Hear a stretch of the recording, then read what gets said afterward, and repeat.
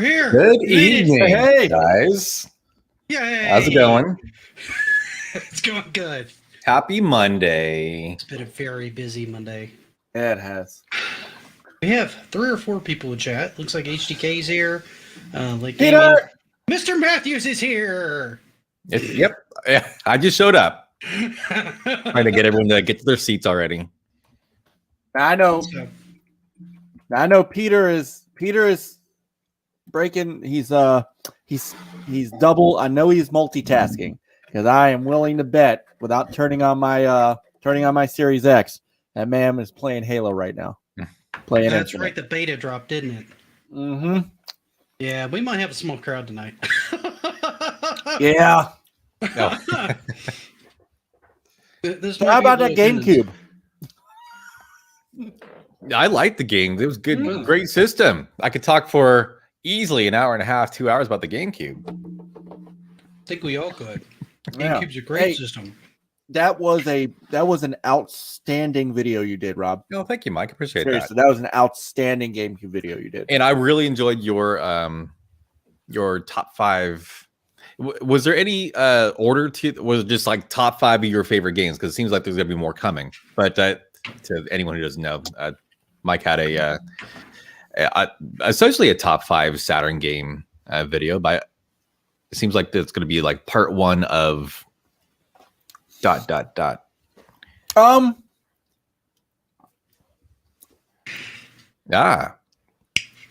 I don't know that it was my ultimate 5 best, but I thought I thought that if I did that, I wouldn't leave myself open to do another video. Yeah, if you start from the very top all the way down, yeah. And any chance I get to play some more Saturn. Yeah, it's not a bad thing, is it? No, it really isn't. We're all just kind of eating on stream to audience of like 2. That's okay. I have like 1,000. I had like 1,000 calories left in my for my calorie count today. So I'm like, you know what? I'm starving, dude. I did like a 300 or 400 calorie run. I've been running around like a maniac today. Nice. I've been trying to work on a couple videos. So it's been a busy weekend and a very busy Monday. So, Mr. Matthews, what'd you do this weekend, by the way? This weekend was the first, because I've been... Dude, that damn GameCube video took forever. So I've been playing the games for... I want to say close to 2 months. It took me a long time. And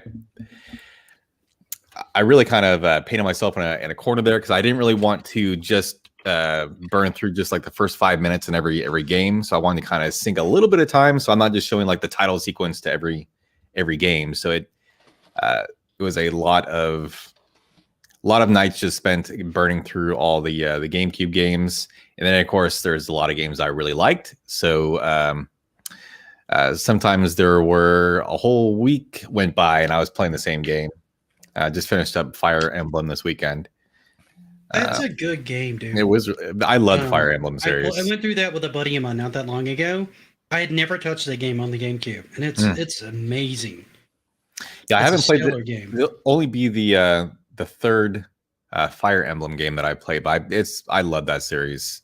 They're all the same from what I played, outside of character differences and minor plot differences. Honestly, in the 3 games that I played, but just addictive gameplay.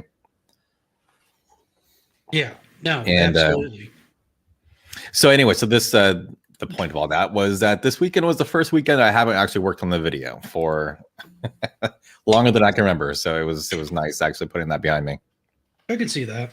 And then my wife ordered this. Our anniversary was back in the start of October, so she pre-ordered this for me. So this, there we go. This showed up. The Zelda one. Yeah, I was very happy to get this. Now, that's got Zelda 2 and the Game Boy Advance Zelda, right? Game Boy one. It also has and it also has a Game & Watch game called Vermin that has Link on it, and you kind of move back and forth, and like you squash the little rodents and stuff that come after you. It's actually and then a clock and a timer. So I think it's actually probably a better lineup of games, more interesting than the the Mario one. I thought. I think this one's far superior to the Mario one. They just added they took that concept and they just added more, right? Not only are the games a little bit better and meatier, but there's just more stuff on it this time. Yeah, I would say that Legend of Zelda 1 and 2 are you get a lot more bang for your buck there than Super Mario Brothers 1 and Japanese 2. Yeah. Plus, they didn't include Super Mario Land. See, I wish they had included, like, if it had been my pick for the Mario one, it would have been like Mario 1, 2, and 3, the US versions, and maybe Golden Coins. Is what I would have done. Because you easily could have put that in there. I mean, if you had to cut one, maybe cut Mario 2 and put in Golden Coins, right? But I'm partial to Mario 2. I like that one a lot. So I would have liked to have seen that on that collection. But yeah, Mario 2 is my favorite of the NES trilogy, for sure. I liked it. I preferred Mario Land 1 to 6 Golden Coins, but well, any of those on the Game Boy, I thought they were really good games. They were a lot of fun. Mike, what have you been doing? I know you got your Saturn video out. I did.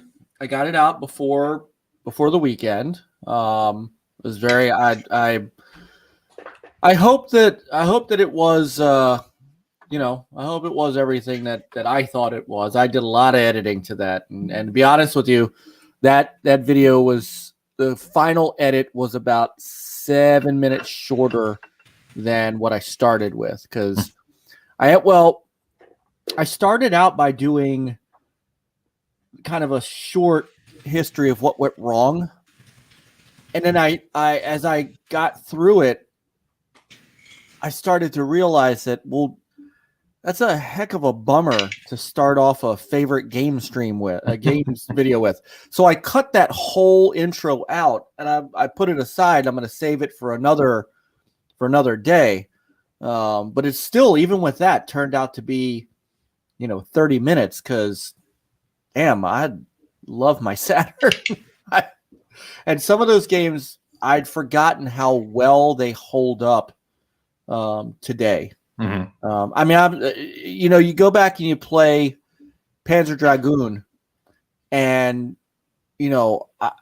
that game for a rail shooter was amazing. And then I realized there's still rail shooters today that people play that are very, very good. Oh, yeah. So, just being a rail shooter doesn't mean anything. So I was at Saturday was Seth's birthday, or it was Seth's birthday. We were celebrating. His birthday is actually on Wednesday, but we went out Saturday to celebrate it early. And we went to Dave and Buster's, which is, I don't know if you guys have Dave and Buster's. Those are fun. I like them. It's amazing how many of the arcade games there are just rail shooting games. And mobile games. Yeah. And mobile games. Mobile games that have been upscaled. There are. And an axe throwing game, which somebody made a axe throwing game into a safe to do video game. It was amazing. But I mean, so you play a game like Panzer Dragoon and you realize that it's not at all a bad genre to play. Man, I had such fun going back to those. I mean, you could argue that Avengers is a rail shooter because a lot of the Iron Man sections, you're on rails. Yeah. Oh, yeah. So there's elements of that in a lot of games. It's not gone away. It's just not the whole game anymore, necessarily. Right.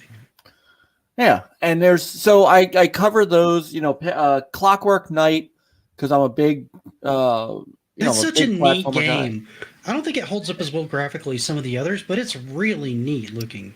The second one does. The first one is good. The second one's graphics holds up to better for today, for modern stuff than previous. Yeah, I think I've only seen the first one.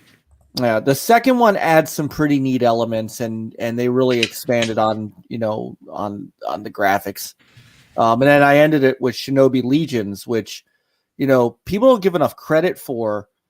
It's they think Shinobi Legions. It's not a Sega published game here in the U.S. It's actually published by Vic Tokai, so you're thinking, oh, it's a third-party Shinobi game, but no, it's really a mainline Shinobi, and actually, it's the last Shinobi game to come out on a Sega-made console, because the remake that they were going to, the reboot they were going to do, that was originally scheduled to come out on the Dreamcast.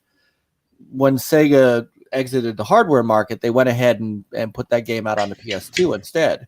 So Shinobi Legions is the final game on a Sega platform. On a Sega platform.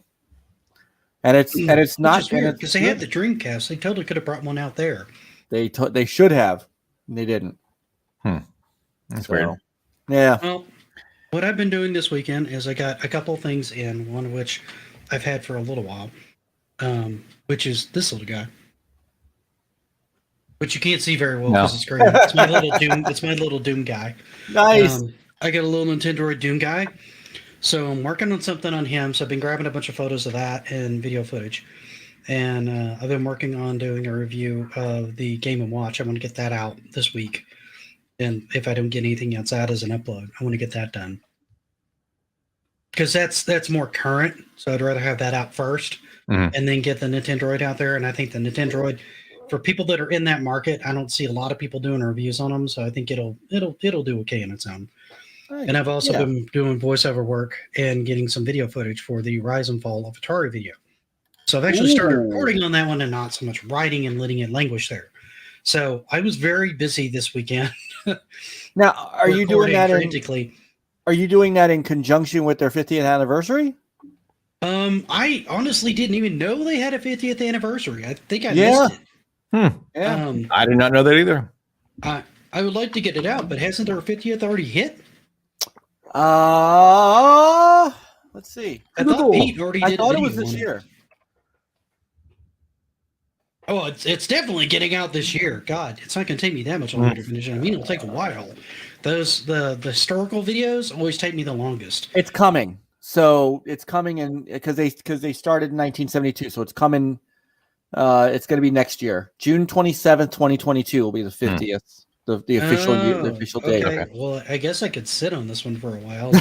No, I'm not. I mean, it's only like 13 to 15 minutes, but it's going to be a monster to edit because anytime I go back that far, finding footage and getting things laid out and trying to keep it interesting because some of the material is kind of dry takes a while, right? Are you particular about the video quality when you're capturing footage for Atari? Like I have a bunch of stuff. But not extremely. Like I've got some really old footage of the brown box and them showing that off. That's all in black and white, and it's not the best footage. But do you mean like commercials? Significant, right? So I kind of want to use it. Do you mean like commercials or like gameplay footage? Well, this was him just showing box off and how it worked. It was like him and one other guy. He was showing it working. And then I've got commercials that go into like a game show thing for the Magnavox Odyssey where they kind of explain how the console works. And then I've got some commercials and a little bit of gameplay of like Pong, right? Because Pong's really significant around that period. It kind of launched the whole thing for the most part, literally. So that's kind of where I was going with that. But okay. But yeah, I'm not super picky because you can't get great detailed footage from that era. It doesn't exist. It's all like 480 at best, sometimes lower than that. Yeah, it's blocks. It's old, dude. Like it's old. So old. It's so old balls. It's older than me, which means it's really old. Actually, it's about the same age as me. Shut up. Not the same age as me. Hey, Potion Sword Rum. What's up, Leo? Good to see you guys. So what we're going to do tonight is we're going to kind of wax nostalgic a bit about, lack of a better word, Xbox. We're going to finally start getting to the topic as we're about 15, 20 minutes in. I don't know that we're going to have too much of a crowd tonight. I think everybody's playing the beta.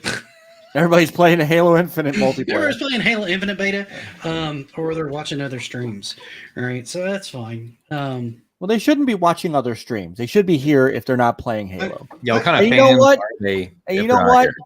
They like Eugene better than they like me, is what it is. Peter is playing Halo and listening to us. So if my brother HTK can listen to us and play Halo, other people can listen to us and play Halo. Yeah, I feel like a lot of people are watching Eugene stream and they like Eugene better than they like me. And I can't say I blame them for that.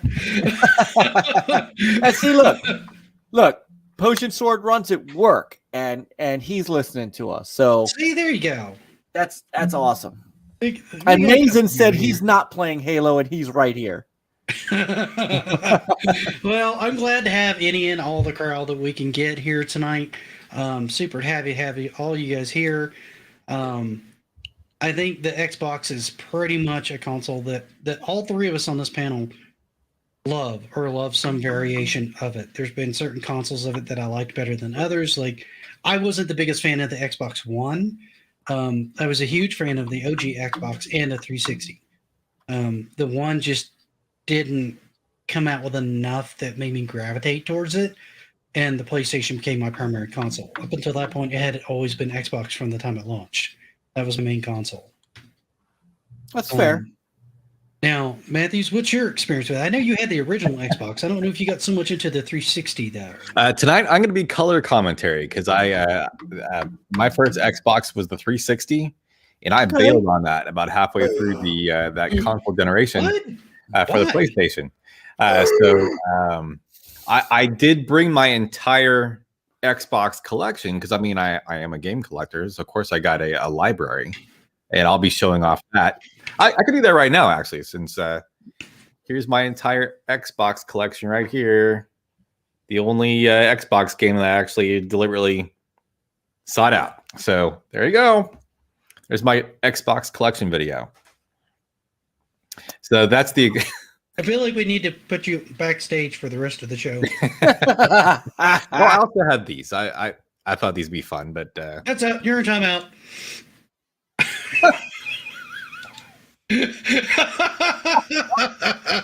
Fine, I'm not going to show you my Xbox 360 games then.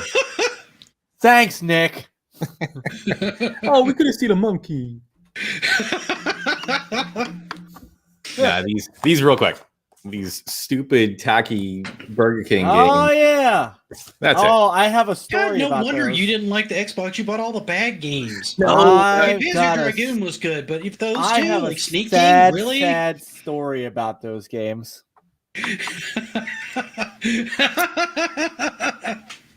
I want to time him out now. Get you to time him out. Nick, can you mod me real quick? You're already a mod, aren't you? Am I really? I thought you were a mod. I better be. There we go. It'd be silly if I wasn't. That'd be weird. With your butt. All right. Have a nice night, Mazen. I think Mazen's a mod too. I don't think you can time him out. Yeah, you can't time out a fellow mod. Hey, Phoenix, it's good to see you. Oh, my goodness. Pace said, don't worry, I got you. I'll ban him for you. No, actually, but on the 360 though, I didn't have any experience with the. I was all in on the GameCube, so I didn't play the PS2 at the time either. But the 360. Are we gonna go in order? Should I just save any kind of words I have for the 360 for that appropriate time, or? But did you actually have the did you actually do much with the OG Xbox? I mean, it was yes, I powered it on once so I could play that. We had enough to talk about. He's just got game. one. You bought the whole system. Game. That's the only game you got for it. Yeah, one game. One. You didn't notice that I was like eerily quiet. We were like, well, let's talk about the Xbox tonight. I was like, so you missed Crimson Skies, the original Halo. Hold on, wait. See, since you're doing that, yeah, you call him. He missed Crimson Skies. Crimson Skies. Hold on.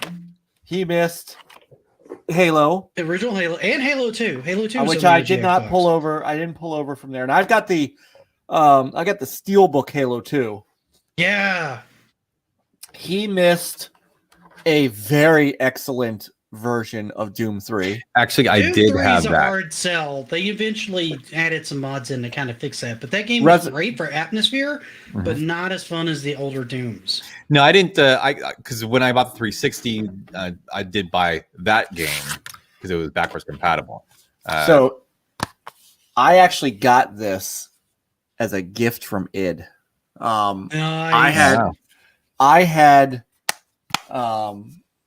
met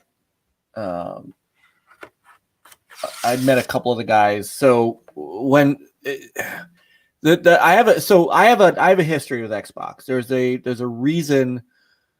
There's a big reason for my love of Xbox. I love all systems. I N60. Well, not the older Nintendo stuff because I was a Sega guy, but the N64, GameCube, PlayStation.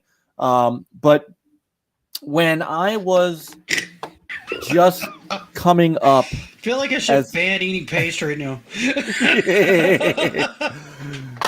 when I was coming up as a young game journalist, and I was writing for a Dreamcast site as my first kind of job.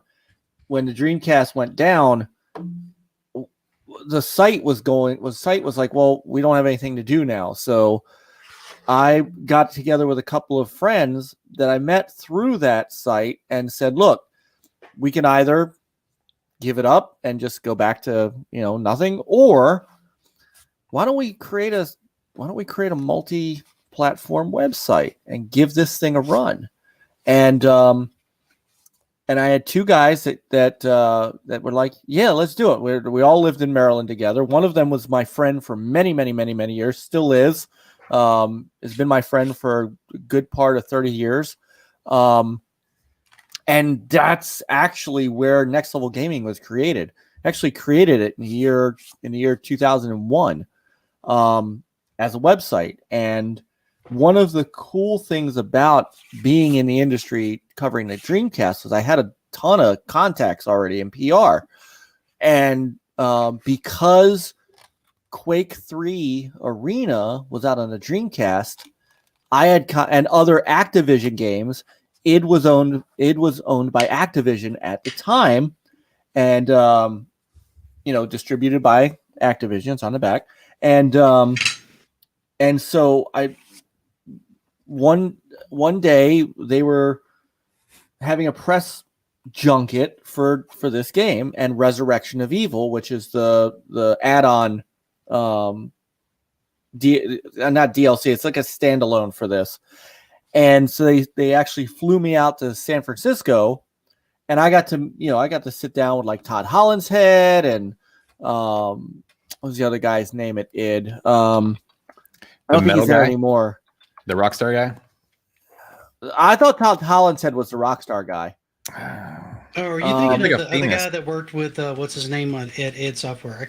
He went off to Daikatana. Is that who you're thinking of? No, I can never remember his name for some reason. I know I'm drawing a blank on his name. He's got a really good name. I am too. But damn. I'm looking at the list. Tim Willits. He's now with Saber Interactive, but he was so I met him and I met Todd Hollinshead and John Romero. That's it. I could just never remember his name. John Romero. Yep. He quit though. What's up, Chris? He created Ion Storm. So he went off to do that. There's not many people left from the original id team. But hey, Born. Hey, cousin Born. Hey, Fastback. But anyway, so I got a chance to sit down and I talked to these guys. And what was crazy about it is in years to come, as long as it was still part of Activision, every E3 I'd see these guys. We'd sit down. They're like the group of us, Activision, those guys at id, me and a bunch of other journalists. Like when Phantom Menace came out, we all went to the theater that night. The second night of E3 because there were no real good parties that night. So we all like hung out and went and saw Star Wars together. So I mean, just crap like that. But they then sent me this Steelbook, and I was like, Great. damn, That's awesome. Now, don't get me wrong, Doom 3 is not a bad game. It's just so different from all the others. it is. It's a weird outlier, right? I feel like they wanted to go more true horror with that one. And it was. Yeah. I mean, honestly, I thought it was actually pretty scary. It was. Legit scary. It absolutely was. If you played that thing in the dark and you were listening to some of those audio logs while you're running around, it was legit scary. No. The other thing about this edition, because this is a limited collector's edition, also has Ultimate Doom and Doom 2 in it. Nice. Now those are now back compat on Xbox One, so I've been playing them there along with Doom 64. But I need to play that more. I got that on Steam when I bought, I want to say Doom Eternal, and I just haven't gone all the way through it. Sorry, cat. But anyway, so yeah. All right, what other games were you thinking that he missed out on? Let me see if I've got them in my Cell stack. Damage was one of them. I think that was OG Xbox. I did not bring it over here. I'm trying to think of others over there. The original Crackdown didn't hit till 360, I don't think. Correct. God, what else was there? There's Rally Sport Challenge. Yeah, I never got into racing games. Project Gotham Racing. If you're gonna go racing games, Project Gotham was amazing. Yep. That's probably one of the few racing games I absolutely loved. The judo system on that I thought was insane. I was super sad when that just sort of like started falling by the wayside and then went mobile and then died. I don't understand. Well, Bizarre Creations is what happened. Unfortunately, they got bought by THQ, and so Gotham turned into, honestly, Project Gotham kind of turned into Forza. Yeah, I guess it kind of did. Forza was kind of the spiritual successor, so I really do. And I've downloaded and installed Forza 5. I just have not had time to dig into it this week. Every time I was going to, I wanted my Xbox Elite controller before I played it. I was having trouble finding it this weekend. So every time I took a break, I ended up playing like Diablo 2 because I scrambled trying to find my controller and couldn't find it and said screw it and played something else. Now, what I always thought was the predecessor to Project Gotham was Midtown Madness. I never played that one. I saw that one, but I never played it. This was kind of fun. I'm trying to think of all the other OG Xbox games.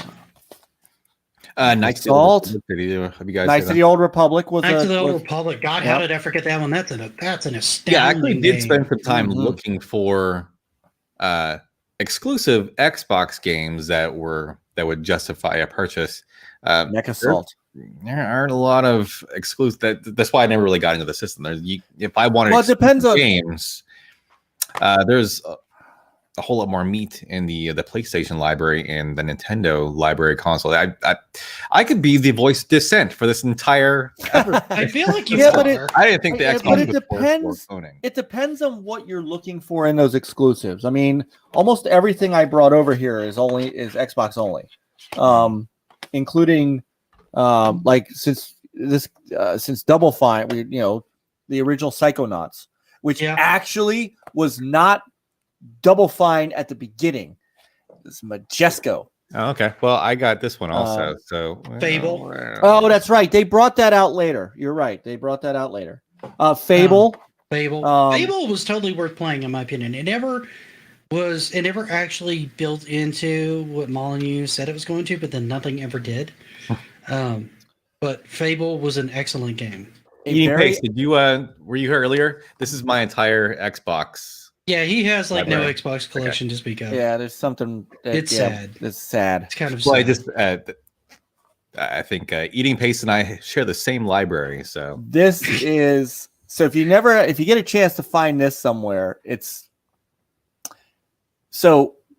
PlayStation, of course, had Wipeout.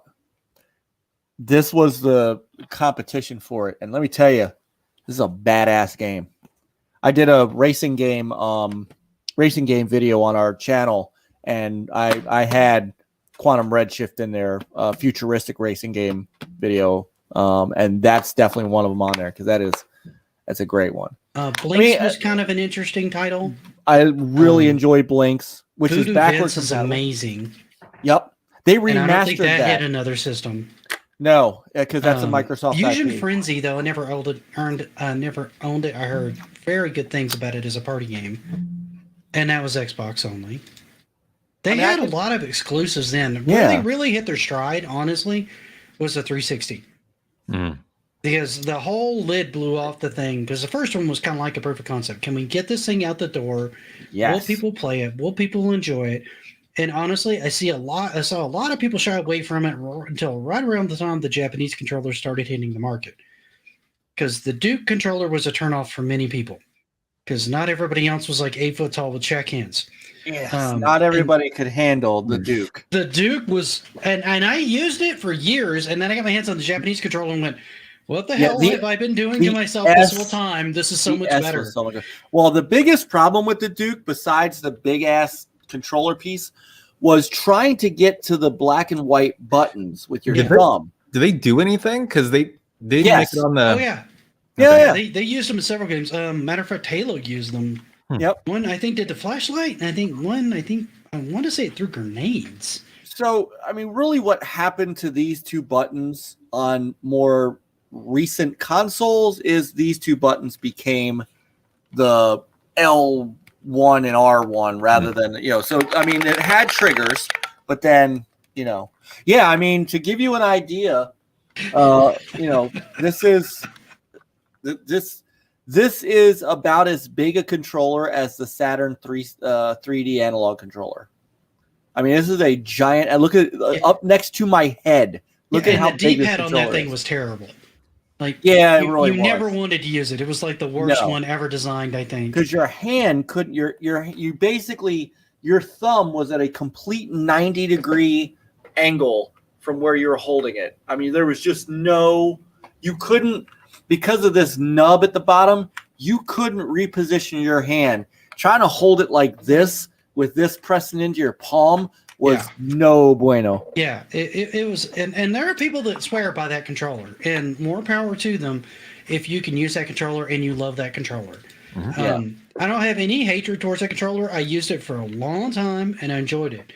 Just once I had other options to use with it, for me and my hands, because my hands aren't that big, it was superior.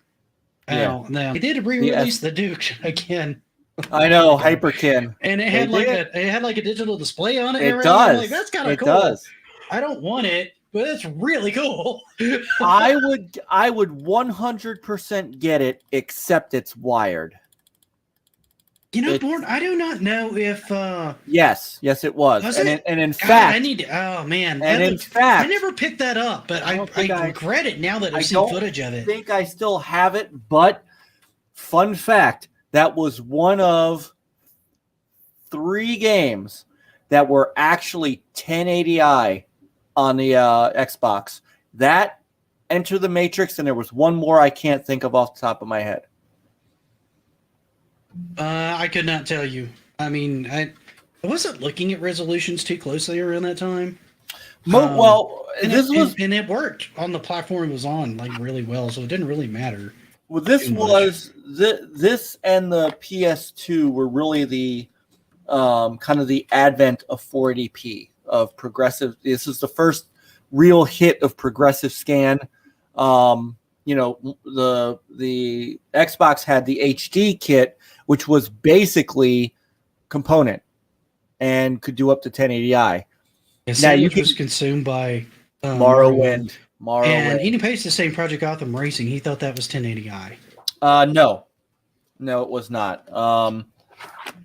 PGR was 480i. Wasn't even progressive scan. Okay. Yeah. It was such a pretty game, though. Let me grab the second one and see if the second one was. Now, a couple of the things that the Xbox was like really well known for, or I think it should have been really well known for, is in a lot of ways streamlining and mainstreaming online gameplay with friends. Because it was the first console to really make that take off. Did it have a like built-in?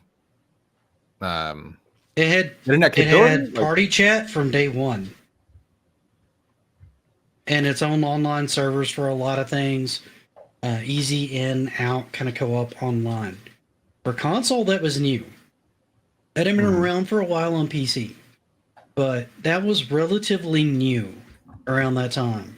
And then you had Xbox Live, and then you had I want to say Xbox Live Arcade didn't show up until close to the 360. I remember that arcade from the 360. Yeah. Hey, And Scramble. things like the hard drive letting you install like music, and it also allowed you to cache certain things.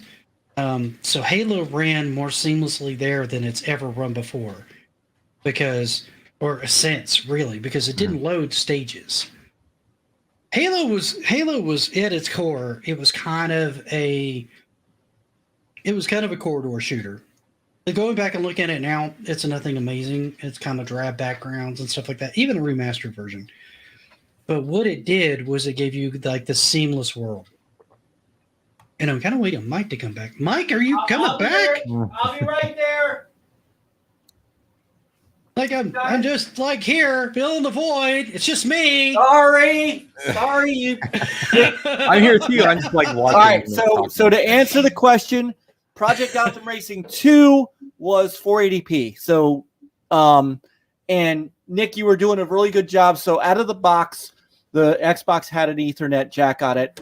About a year later is when Xbox Live launched. And because of the hard drive too, the Xbox was the first console, which the PS2 did not do at all, to allow you to rip custom soundtracks. Take your CDs, make custom soundtracks. Now, Rob, the PS2 would eventually get a hard drive. I think they came up with Final Fantasy VII. Yeah, and you could. It went in the back. And so did with the it had a modem and an Ethernet adapter you could put in. But there's a couple other games that I think, if you're looking for exclusive games that are quite excellent, Oddworld, which is still a prevalent thing today. Munch's Odyssey, which by the way just became backward. Beautiful game. It just became backward compatible today. It's an amazing. So I'm going to be checking that out. Sega's Outrun 2, which is amazing, and was in it. Makes a very brief cameo in my Saturn video as I'm showing off the M Classic. I saw the Outrun in there. This game is and it is back compat, and I highly recommend this breakdown. I never tried that one. This game is flipping amazing. I did a run through of it a couple years ago, just to go through it again, and I think those videos are up on my channel. That's the other thing that this system did that I've not seen another console do. LAN parties. I can think of. You could. I actually was at Buddy's house, and we had like 4 of these things tied together.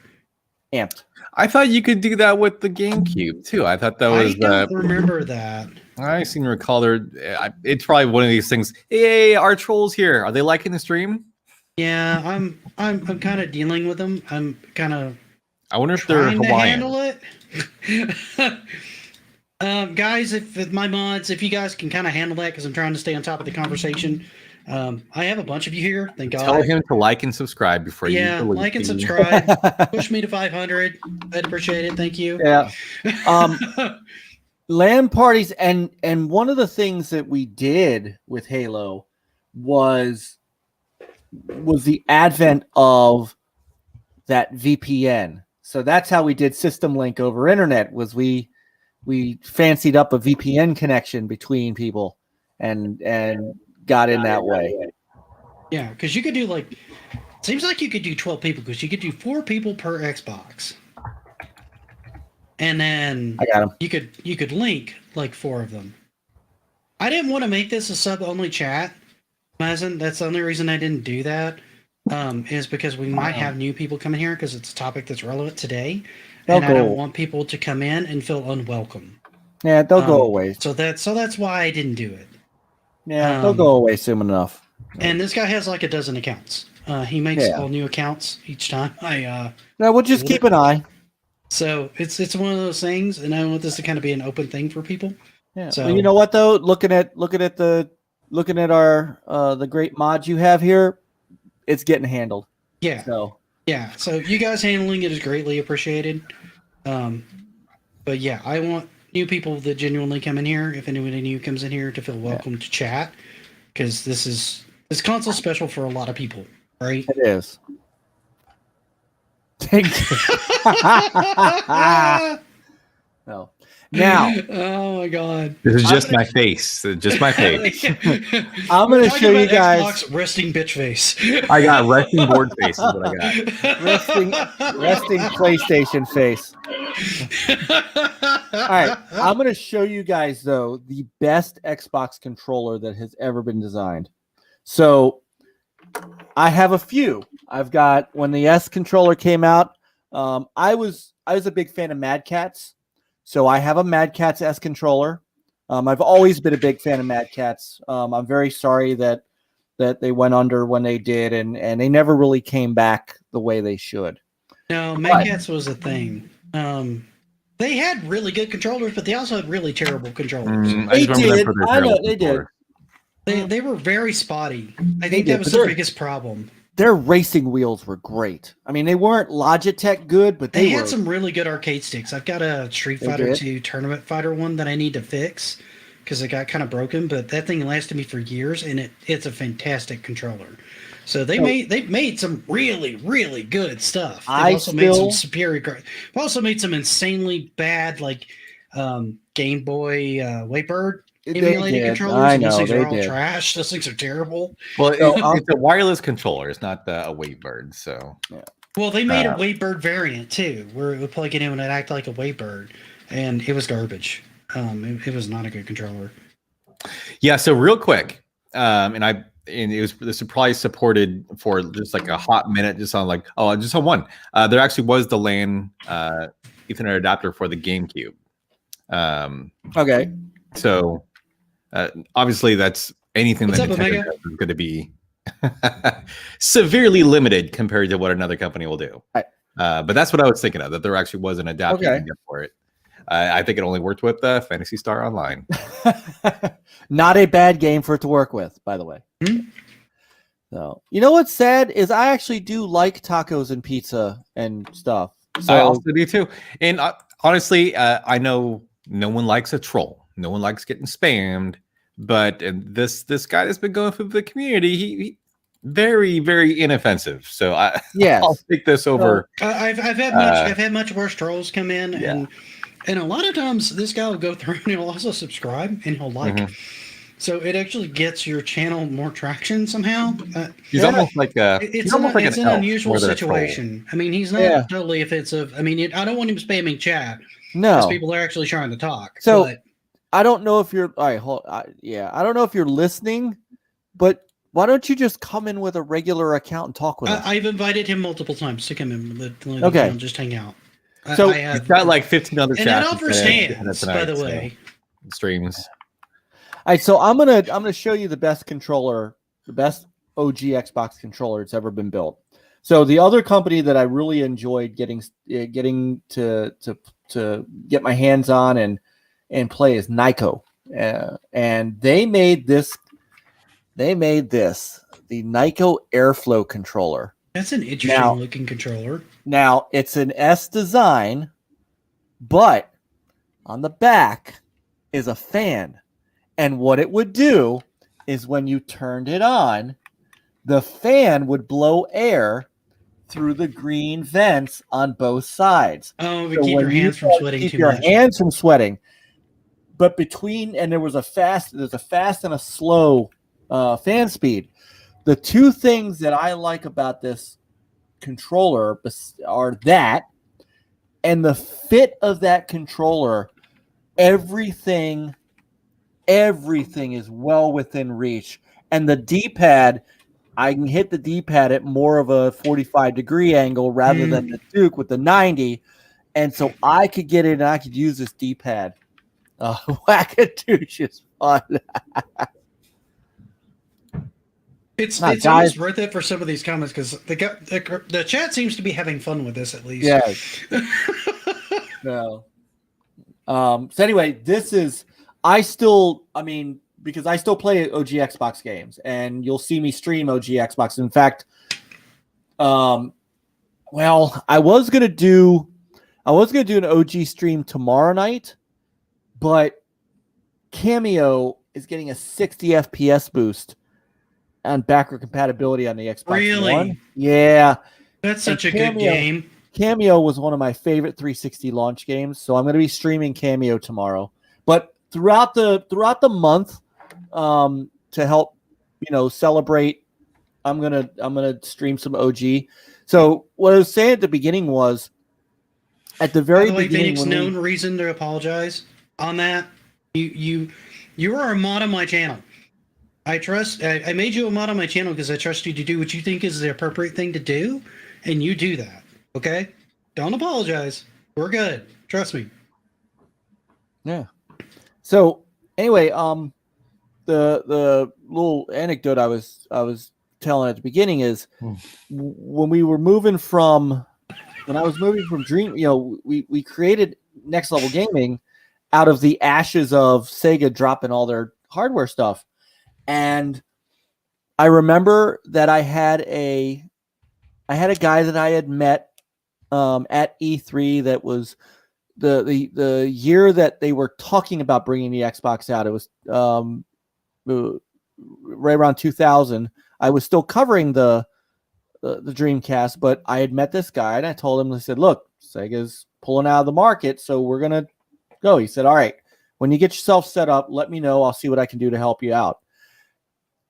His name is Arnie Meyer. He's currently vice president at Naughty Dog. Very awesome guy. Very awesome guy. He got Microsoft to pay attention to us. Nice. And it started with sending us an Xbox and sending us all the Xbox launch titles. So we started covering, doing news, doing stuff. I'm like, hey, we're still going to credential for E3, all this stuff. And they sent me, and I don't have this because I had to give this one back. They sent me an Xbox debug unit for doing game previews. You got a few of those because you got a Dreamcast one too, right?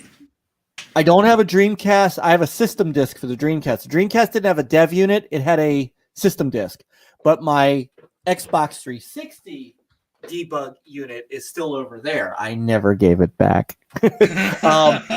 It doesn't do anything because when you fire it fires up something called PartnerNet, which was the OS for developers and press. So it's worth it. It doesn't do anything. I think there's 2 games that I still have that I can run on it. World Series of Poker and a game that never came out on the OG Xbox called the Red Star from Acclaim. They were gonna put it out, and then Acclaim closed. And so I've got a disc that nobody else has. It's probably not worth anything, but nobody else has it. I love Mazin. I know. By the way, if you guys are not subbed to Mazin Power, I know a lot of you guys are. If you're not, please sub to him. He's very close to hitting 300 subs. I would love for him to hit 300 subs. So if you guys are not subscribed to him, he is outstanding. He is a great person. He's always very supportive in the community. He does great, death runs and recorded videos. He does outstanding streams. Sometimes he twerks. Yeah. Just depends on the mood he's in. Sometimes he's just naked. That's right. He always carrying me out scrambles. This is what I got to deal with every day is constant abuse. You know what? I might be working on something to change your mind on that because I actually think the Wii is a solid system. I think and given Matthews has done the GameCube, I am tempted to start working on one for the Wii because I do still have my Wii connected, and I still have my collection for that one. And there's some quirks and some weirdness with some of the games, but there's a few really good gems that made that system worth owning. A few of which I think people slept on. Unfortunately, and they shouldn't have. The Wii got, since it was the the top dog. Well, not really top dog, since it was the big seller of that generation. It, of course, got most of the shovelware. So I think that I think that's where a lot of it comes from. Is it did get a lot of shovelware, and you're right. That's why. Also, it was probably easier to develop for, honestly. So it was like anyone could make a game, and they did. So you got games like Ninja Bread Man, and sure, I have a lot of really shitty Wii games. I don't think so. Well, and that's the problem when you have. And then, of course, the motion controls. That's going to be a tough sell if you're not into motion that. Controls are a hard sell for many people, and I don't disagree with that. Except for the Kinect. I loved my Kinect. You know, I actually had more fun with the Wii motion controls than I did the Kinect. I feel like the Kinect got way underutilized. There were a couple of games like Gunstringer, which I thought was outstanding. Gunstringer was really good. The Star Wars game, if you played the right mini games, it was fine. Walking around as like the Rancor. Yeah, the Rancor and destroying a city was just fun. That was just a lot of fun. And the pod racing on that was actually kind of cool because the way the motion controls worked made that kind of feel more interactive and fun. I liked that too. Well, my kid dancing as Han Solo. I was avoiding that on purpose. My 360 Kinect is actually upstairs with my 360 in the kids' playroom, and we still do, there's the dance games and stuff like that, and on the Xbox One, and of course Kinect Adventures and Kinect Sports, which the kids love. But on the Xbox One, man, the kids, man, they played. I watched them play like Zoo Tycoon. How you doing, by the way, Zombie? Hey, Zombie. Zoo Tycoon, and like you could feed the animals, and it really actually worked. And my oldest son, and I used to play. They came out. Harmonix came out a game called Fantasia, Music Evolved, and it was using your hands to draw music on the screen and stuff like that. And we hated. We hated. See, I'm reading. We love that game. We hated the Xbox motion controls. Right. No, but we love doing that stuff, and I thoroughly miss the fact that's one of the things that I think Microsoft gave up on and shouldn't have. One of the mistakes that they did make, and they've made a few. So to wrap up the Xbox, so we can move to the 360, Matthews can actually get engaged in the conversation. It did at least two important things. Xbox Live was huge. The party chat. The ease of jumping into multiplayer games with people, the online multiplayer being streamlined, which coincided with internet speeds getting faster, made that finally stick. And they were the first ones to do it. It was going to come regardless, but they were the first out the gate. Yes. Secondly was the hard drive, which started to become the blueprint for consoles moving forward, and was an important step not only for being able to install things so that you could have more data than you could hold on the disk and games could get larger, but also because you could cache things on the hard drive, something I wish more of them would do now, because the original Xbox Halo was super important for the sole fact that it felt like one world. You rarely ever had any slowdown. You didn't have any loading screens. You moved from one section to the next. There was always that feeling of urgency and pressure because you were in the world and you were fighting a literal war. There was none of this loading the next stage stuff. There was nothing that pulled you out of the game outside of a cutscene that interrupted your experience at all. And I've never seen another game do that since. And it's outstanding for that reason alone, even if you didn't enjoy the game. And that was one of the games that got me back into first-person shooters because I did not like first-person shooters at the time. And I bought the Xbox for Halo because it looked like it was going to get me back into it, and it did in a big way. But to not harp on just the Xbox because we're about an hour in, all right, but I do want to at least the 360. And I want to just say this too.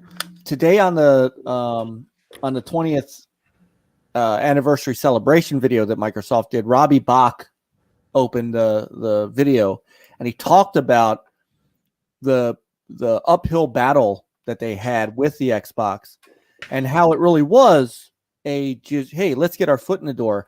And I will tell you that I had many developers and publishers PR contacts on the floor of E3. I remember vividly talking to my then Konami rep, and he literally said to me, "Yeah, we're going to put out a couple of Xbox games, but they're not going to make it." And I said, "Why?" And he said, "It's Microsoft, and whose bright idea was it to go up against the king?" And of course, the king was Sony. Sony had knocked out Sega. They were taking on Nintendo. They were the big kids on the block now. And here comes Microsoft. How dare they? And that was really the sentiment that they got from a lot of companies that were making games. How dare they? Honestly, I was waiting for you to have to reinstall the OS multiple times a year. That was a running joke for anybody in IT. Because 95 was not the most stable thing in the world. 98 was a little better. And yeah, so Microsoft got the same stuff that Sony got the generation before. Microsoft is making a game console. I remember the not outrage, but the incredulity that preceded the launch of the Xbox. Yeah, it was real. Well, they're 20 years later. I got one at launch. I might have also shared in it. I got one at launch. I gave him a shot, and I wasn't disappointed. And at that point, I was an Xbox fanboy. And John's gonna be pissed again because he's not in on this conversation either. Forgot to invite John. John's gonna unfriend me at some point. How's it going, Games? Good to see you. Game. How's Eugene doing, by the way? Matter of fact, I'm going to pull up his stream just to support while we're doing this. I'm going to put it on mute, but I want Eugene to get some view time. Because I never catch his stream because I'm always doing this one every other week. He's also an incredible night owl, so he'll be probably streaming for like an hour or two after we're done. So probably. You'll have plenty of time to. One other thing that I wish that they had really followed through with that was something that Microsoft did that nobody else was doing at the time. XSN Sports.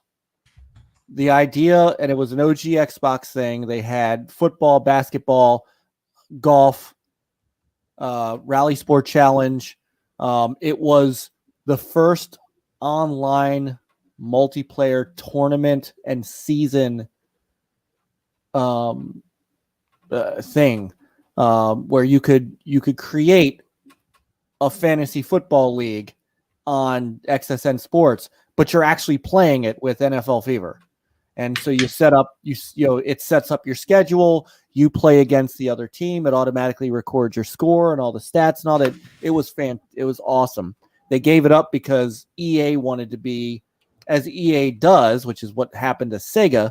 EA wanted to be the only real sports company on Xbox, and that's why Xbox sold off all their sports licenses. So anyhow, all right, sorry. I could fill up multiple hours of OG Xbox, and we're gonna do some more. That might be a thing for me and you to do. But I want Matthew's engaged in this conversation, and I know he had more fun with the 360. You know what? Maybe you will have to help us on Thursday continue that conversation and hook up with us on NLG, because we're definitely going to continue. I'm totally game for popping in on NLG. I got no problem with that.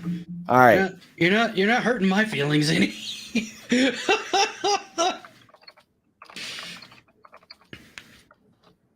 So, moving on to the 360. Now, the 360 did a couple things I didn't like.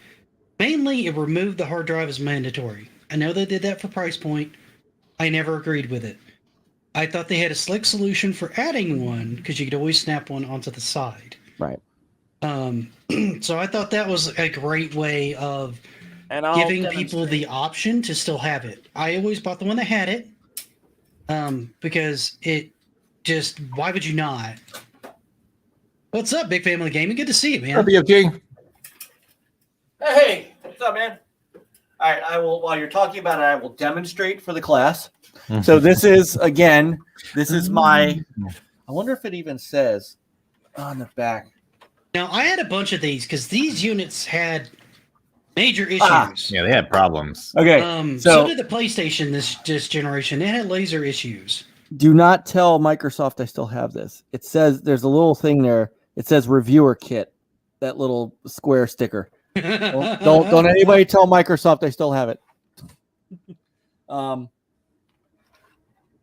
So ready? Hit the button, and hard drive just kind of pops right off. Of course, now it's going to make a liar out of me. They were a little awkward sometimes to pop on and off. I'll be the first one to tell you that. One just pops right on. Yep. So, and those I'm going to say were close to $200 retail. They were like $100 to $200. Yeah, they retail were expensive if you bought them after. So it was almost cheaper just to buy the system. Keep talking. There they are. It was almost cheaper to buy the system with the hard drive than it was to buy the hard drive aftermarket. Now they had memory cards in this one. They had memory cards in the OG Xbox too. Yes, most people didn't use it unless you were trying to take save data to a friend's house. Correct. Usually just saved your save data to the hard drive. The 360, for the most part, wanted to use the memory card. And they went in here. Yeah. If you didn't have the hard drive. It defaulted to the hard drive if you didn't have the memory card. And there were USB slots. Yeah. Because you could actually one of the allure. So they expanded on the music capability. So instead of ripping custom soundtracks to the hard drive, which you could still do, you could plug an iPad or a Zune or any of your music stuff or a computer. You could actually connect this over your network to a computer that had Windows Media. The hell was it called? Windows Media something or other. It was a specialized media form, Windows Media piece. It wasn't Media Player, but it was I forgot what it was. And you could actually interface this with it to play music and stuff like that. So this really became. I think they had Media Player at the time. I think they still have Media Player. I'm trying to remember what the name of it was. It was like a specialized media thing, kind of like what Groove Music is, but anyway. I'm not remembering the name of it. I'm drawing a blank. Now, the library on this thing, regardless of it, and let's go ahead and talk about the elephant in the room, the red ring of death. I had at least one system die, if not more, to that. And I know I replaced Heavy Waves got it. Oh, there we go. Thank you, Heavy Waves. Hey, Heavy Waves. Windows Welcome, Media by the way. Center. I know I had replaced at least one or two, and then I bought the Elite version because they had a new version come out that changed it from composite to HDMI, and that was huge at the time. I think PlayStation did it natively, didn't they? Didn't the PS3 do that? Yeah, it did. Yes, it had a Blu-ray player. Yes, the PS3 did. So they had that Blu-ray player in there. You going to bed, Phoenix? Thank you for hanging out, Phoenix. I appreciate it, my dear. Night, Phoenix. Have a good night, Phoenix. But yeah, they that option really helped that system. It really helped kind of push it up to the next level. And they needed to do that because the PlayStation was starting to gain ground around that time. PlayStation kind of, I wouldn't say shot themselves in the foot. They let their hubris kind of get to them a little bit. The hard drive I thought was a little small in the original PS3, but it did basically have a PS2 built into it. I know. So it had full backwards compatibility, which was cool. But the hard drive was a little too small comparatively to the Xbox. And the price point was like almost double what the Xbox was selling for. So that made it very tricky for them to start getting ground on the market until more people started getting into Blu-ray. Once they did, the system started selling really well, and then the Slim model came out, and then there was no reason not to own one for at least a Blu-ray player.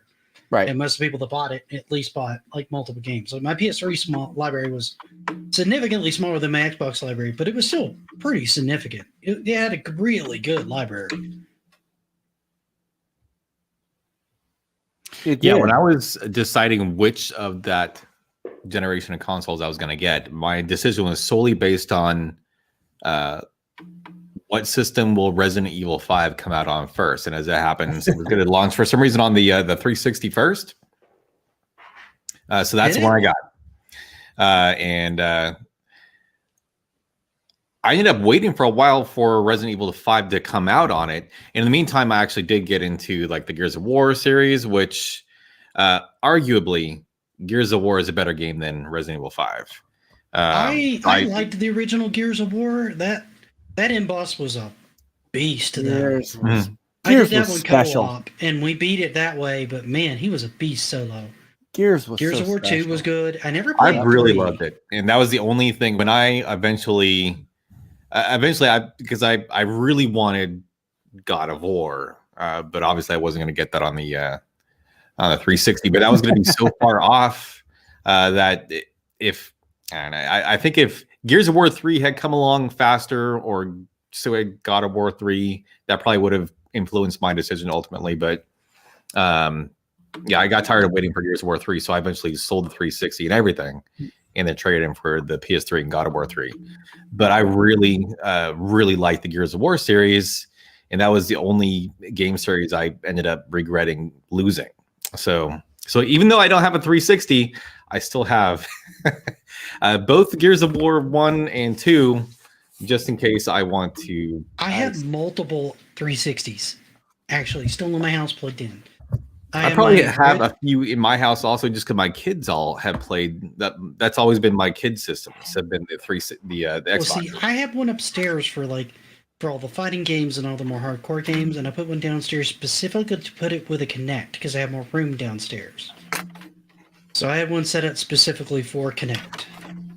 Yeah, Heavy Waves. I really like the horde mode in Gears of War 2. I never did the horde mode. I love the main story of the game. I was an achievement whore, or even single player. I was an achievement whore, so I played just hours and hours and hours of those just straight single player on the multiplayer maps. Oh, they're over here with the achievements, and it was a lot of fun. I enjoyed it. We had the band-eating paste. He has 0 360s. All right. So back. One of the things that I did, the faceplate change out. Yeah. So I collected faceplates. So I did not. I have like a Street Fighter 4 one that I think is really cool. Oh no, hold on. That's all I got. All right, so this is the I'm gonna put you in solo mode. Okay. All right, because I got a few I can show you here. All right, so this is the E3. Okay, that's much better. The lighting was killing that for a second. Yeah, hang on. I'm sorry. There we go. Okay. Okay, so this is the E3 2005. I got the Major Nelson gave this to me at E3. Nice. Back when I used to talk to Major Nelson. No offense, but Major Nelson is not the friendly guy he used to be. But you know, old age and being the face of Xbox will do that to you. I also being the face of Xbox period will do that to you. It's kind of a stressful job, dude. I also got one from Mad Cats. I told you I love Mad Cats. Oh, that's kind of cool. I like that. Yeah.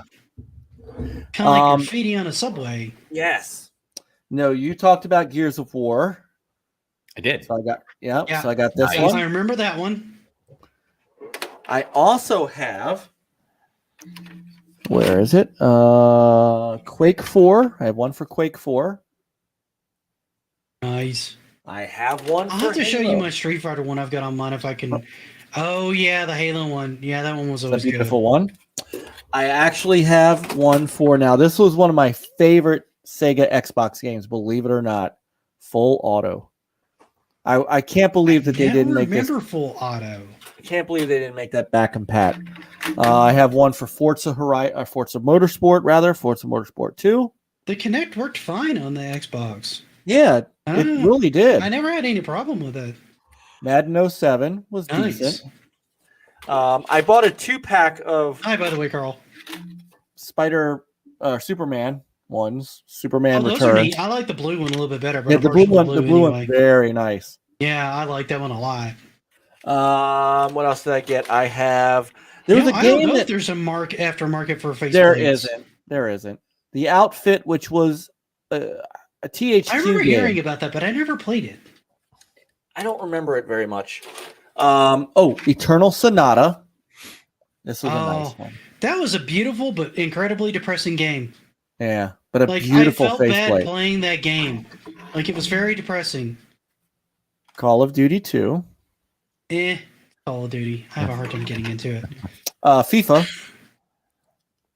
It's a nice little FIFA one. I was about to say it's upside down, but yes, FIFA. And this was FIFA 2006. And then I did get one, I don't know why, for the Baltimore Ravens when I was a Ravens fan. And Ravens then fan? I'm not really a football fan anymore. I don't watch football anymore. I haven't watched football for about 4 years. And Viva Pinata, which is a gorgeous, I love that game. Gorgeous faceplate. Oh, me and my wife bonded so hardcore over that game. So that is my. I never had any major problems with it, man. I had it, and I had a couple of them, and they all worked. Yeah. They didn't track. They tracked a little bit better than the Wiimote controllers. It wasn't amazing. It never was, but they were good. They were good. Yeah, they did the job. Eternal Sonata I never finished because that game, I love the light dark mechanic in that game. For you again, Potion Sword. Yeah. So that is a beautiful. It's a really pretty one, but you want to sand it. So you want to sand it vertically for that. Yeah, because otherwise, when it's like this, it doesn't really. Yeah, it doesn't really pop. Yeah, you really need to stand it up for that. But yeah, and I will die on the hill with you. Viva Pinata is an amazing game. Absolutely. I got that game. Matter of fact, the one that I have here. This is the party game. I even had this. I think this is the party game. Yeah. Hold on, let me get a. And you might have. Yeah, you're not gonna be able to see. Party Animals. Green on green, whatever. Viva Pinata Party Animals, which is like the party game that they did. So I had that along with Viva Pinata 1 and 2. And Viva Pinata 1 and 2, you can get on the Rare collection. And if you don't have that and you have an Xbox One or a Rare Series, Replay was so you should download the Rare Replay. It's got Perfect Dark. Yes. It's got Viva Pinata 1 and 2. And then there's, I want to say Banjo-Kazooie. There's Banjo-Kazooie. And Banjo-Kazooie was another 360 exclusive that was a great series of platformers. It got its start on the 64 and then migrated over to the Xbox. And actually, it was Banjo-Kazooie Nuts and Bolts was that yes. Nuts and Bolts was but I think they migrated some more of those on there. But one of the coolest things about that Rare Replay, too, was you have to remember, before Rare went to Nintendo, they had ZX Spectrum games. Yeah, Gemini's a good one. Jetpack, Lunar Jetman, RC Pro-Am was a Rare game. And so the Rare Replay has both of those. It has the Battletoads arcade as well as Killer Instinct Gold, Battle Core. There's a ton of great. I mean, it's the whole Rare thing. Stuff like that happens to me all the time, Scrambles. I can't put anything green on here because I use a green screen, but the back of my room right now is a mess. So, green screen it is.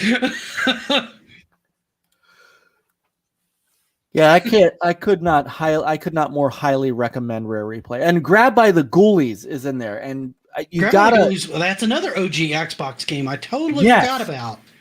And they remastered that for the 360 for Rare Replay. I think that's gotten another remaster, hasn't it?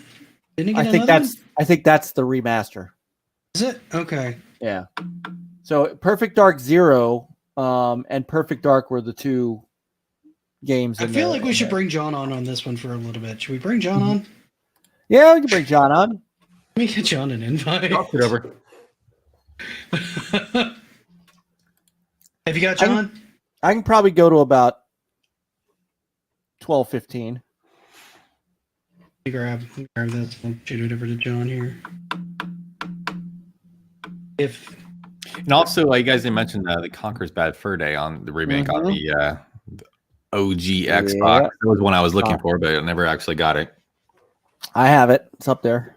Conker's Bad Fur Day. I never played that one for some reason. I just didn't grab that one. Yeah, it's actually called. There's a Unloaded or Reloaded. Oh, damn it, John! You should have an invite, by the way. I was just mentioning that you might kill me because this is the second topic that you're huge into, and I completely did not coordinate with you. I have it digitally. That's why I don't have a box for it. Conker Live and Reloaded is what it's called. That's what it is. Sorry, because Conker's Bad Fur Day was in 64. Correct. Well, and basically Live and Reloaded was... Nope, that one doesn't show up either. It kind of does. Simpsons game on 360. I thought this was an amazing game. I don't think it was exclusive. I just remember because that's where I had it. Yeah. So Live and Reloaded. Live and Reloaded had Bad Fur Day on it. Yeah, Eating Paste is very anti-digital game. Sorry. Yes, so am I. Well, That's kind of where it's going. They're though, nice to honest. play. It's kind of they don't where it's really going. Count.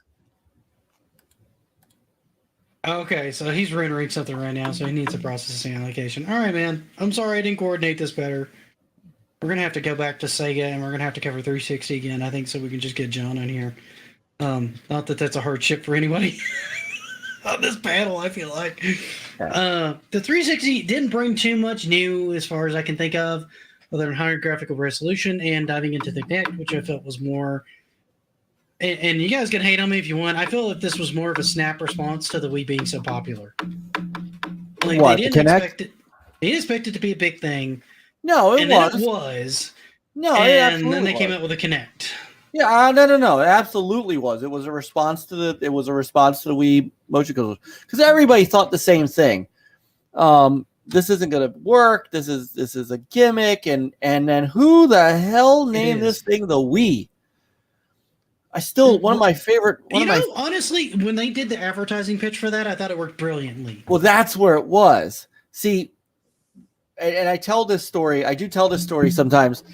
The E3 where they announced the name was myself, Sean Foster, who was my at the time he was my Nintendo writer, and one other guy, Jeremy. And Sean went to I always went to the Microsoft conference. Jeremy went to the PlayStation conference. Sean went to the Nintendo conference. So we're at this diner outside of LA, sitting there looking at the press kit. The thing had been called the Revolution, the Nintendo Revolution before that. And I swear to God, we sat there for a half hour going, whose drugs got to Reggie to call this thing the Wii? Who in the world? I don't think that was Reggie's call. I think that was Nintendo Japan. It might have been. I don't think that was Reggie's call. I mean, honestly, because Reggie was the one who announced it, we're blaming Reggie. So we're sitting there, we're going, whose bright idea was the Wii? This thing is, and my Nintendo guy is going, that thing is going to flop. I can't believe Nintendo did this. He's like, I want to throw my GameCube out the window. He was pissed. I mean, he was angry. No, you don't throw the GameCube out the window. And honestly, once I started seeing the Wii for what it was, I was actually kind of excited for it. I got one of those near launch too. Me too. Matter of fact, I got one of those for Christmas. It was a shock to us. But then once we saw the advertising and the marketing for it, it clicked. And we're like, okay, now we understand. Yeah. But man, I mean, not only did the 360 react to that, PlayStation did too. PlayStation Move camera hit the same thing with the camera and then those motion controls. The iToy. And the PlayStation 4 controllers are reminiscent of that as well, because that's why they have those lights on the front that drain the battery a little bit more. Yeah, a little bit more. It was still a lingering thing. Well, you can turn those off, but you cannot turn them off. You can only dim them.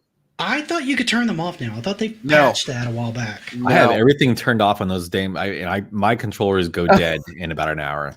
Just sitting on the arm of the couch, being a controller sucks all the battery juice out of them. Why are you not playing Halo with me? Because I stole him to talk about Xbox, Pete. I stole him. Good to see you, Pete. Man, I'm glad you're in chat, man. This is the next best thing. And don't worry, we're gonna get some Halo on. Apparently, I'm the only one allowed to eat on stream.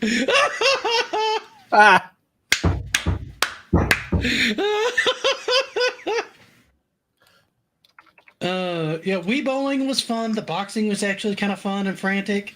I had a couple of other ones on there. There was a sword fighting one that was fun. Red Proper Steel. term for a game: stage, level, area, mission, stage, world.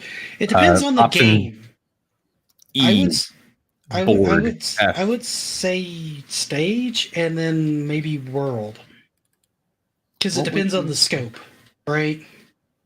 A world with like a level is like, to me, is kind of a singular, kind of linear thing, either vertical or horizontal, and that's it. A world has more area for you to explore when you go from one like world to another, right?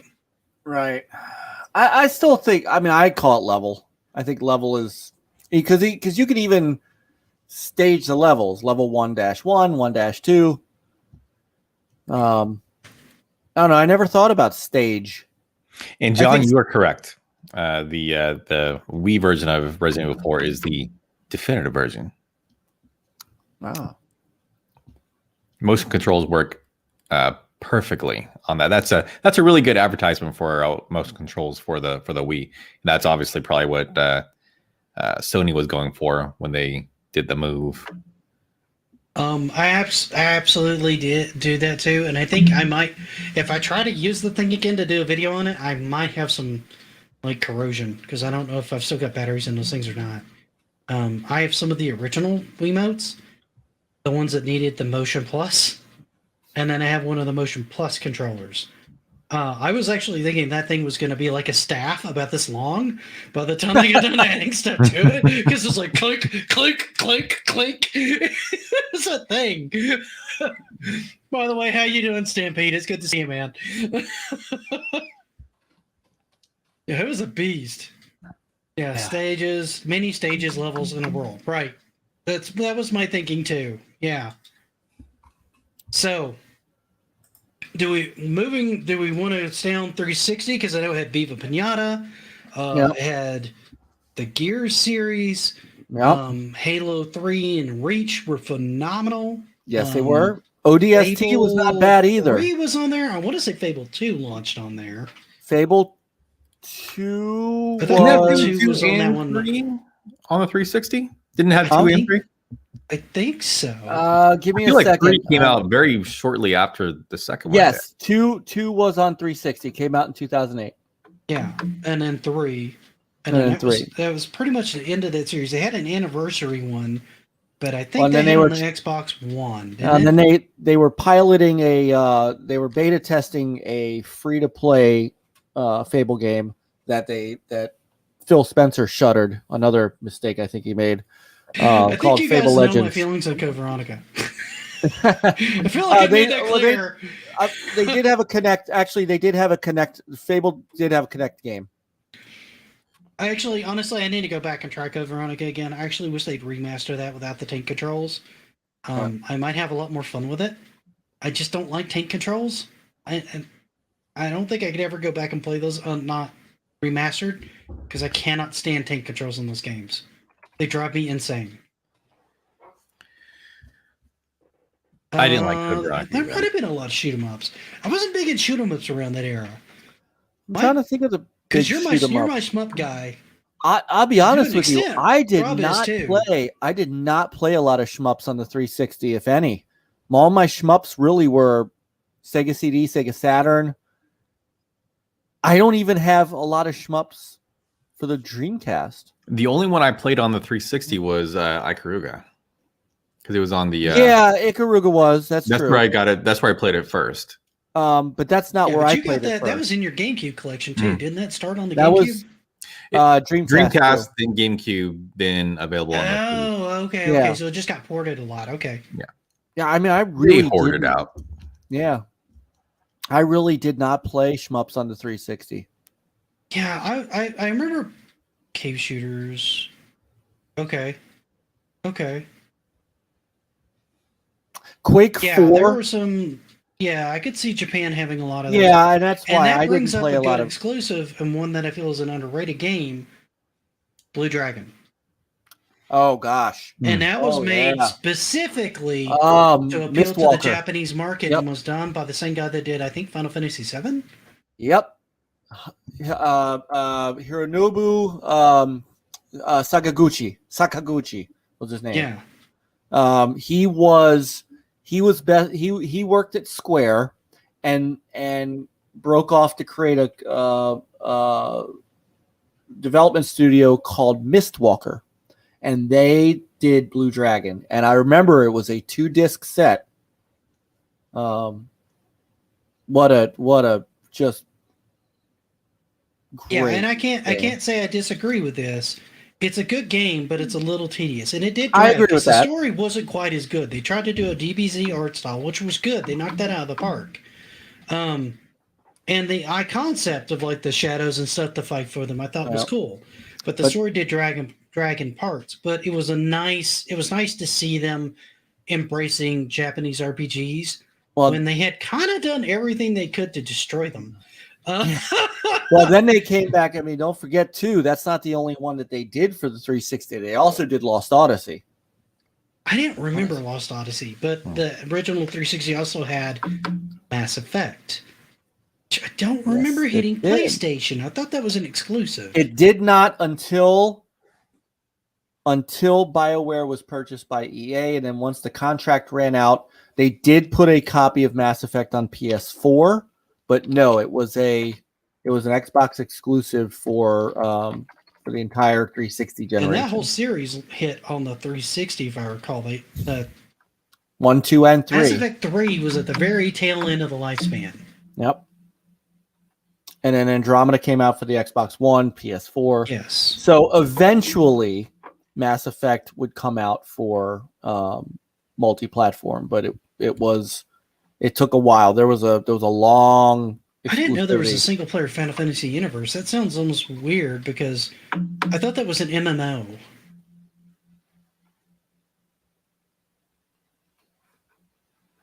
Oh, maybe that was just me. So I don't know.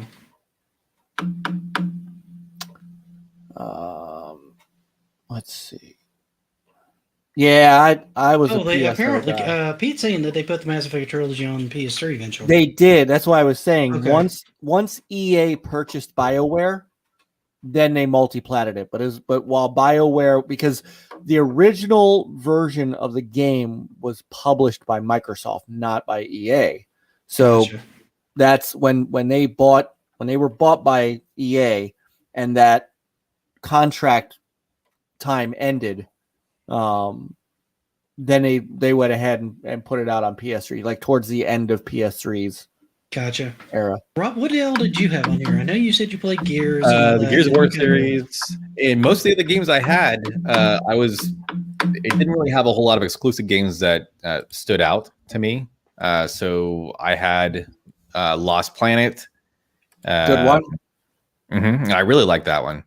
Then I think I also have. I'm one of the rare people that actually really like the Violent Commando. I like that one. Oh yeah, Violent Commando. 2007. I don't know how that come out. Was that an Xbox Arcade? Was that Xbox Live Arcade?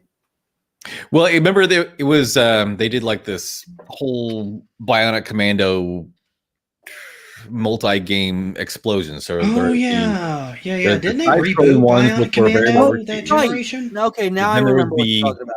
3D one, which was developed by Grin Software. I liked the 3D one with the Faith No More guy voicing Rad Spencer. I liked it. I thought it was really good. No, Bionic Commando was not the arcade game. Now, eventually they did do a reboot of the original Bionic Commando.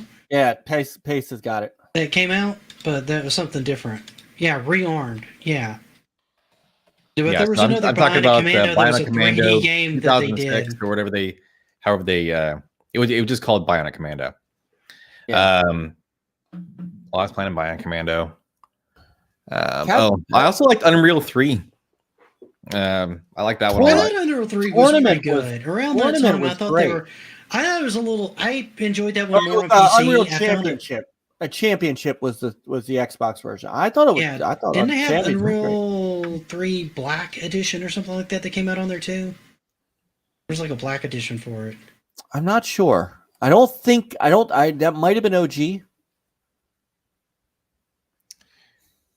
And then I had a bunch of Xbox Live games. Yeah, I think it was. I love that. Remember Xbox? Remember the game room? Yeah, Mega. That's the one I'm talking about. Which one? Game the one Room. with the dreads. Okay. Oh. Sorry. Oh, right. Sorry. Getting confused between chat and that. Sorry. My bad. Yeah, 1 versus 100 was on Xbox 360. I thought that was really cool. Yeah, and they had a few arcade releases. That They had a sounds familiar, too. re-release of Darkstalkers that I missed somehow. They had like a Darkstalkers Resurrection. They had a bunch of characters in there. They did a bunch of stuff the same way that we did, and I wasn't paying enough attention at the time to the online marketplace and missed out on a bunch of good games.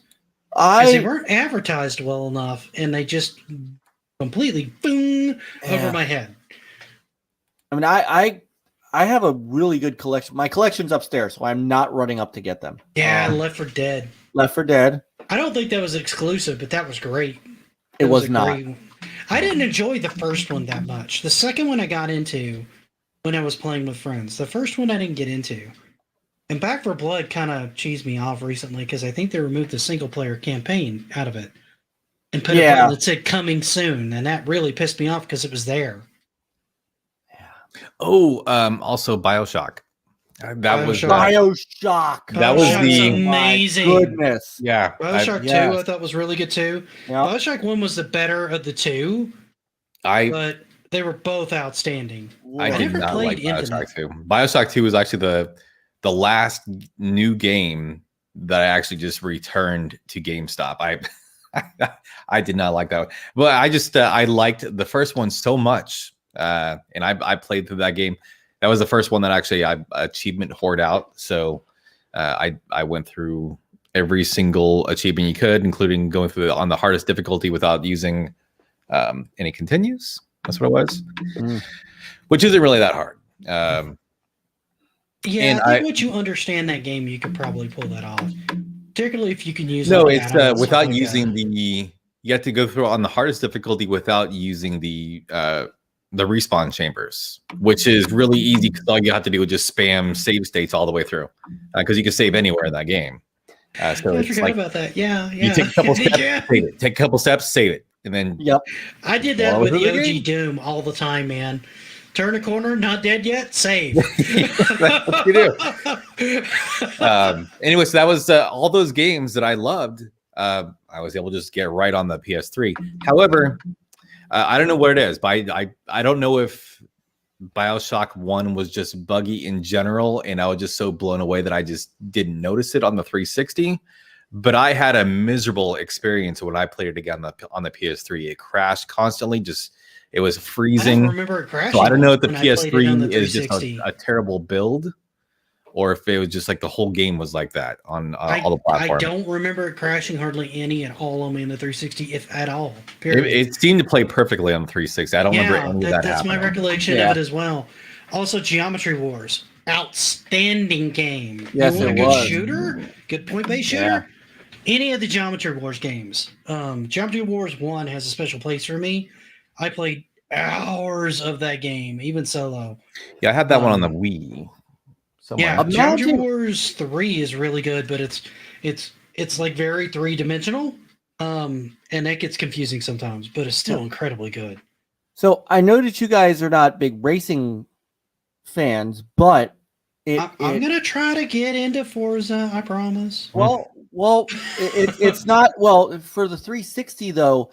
It's not what's the word I'm looking for? It's not insignificant that after Ridge Racer kind of built PlayStation.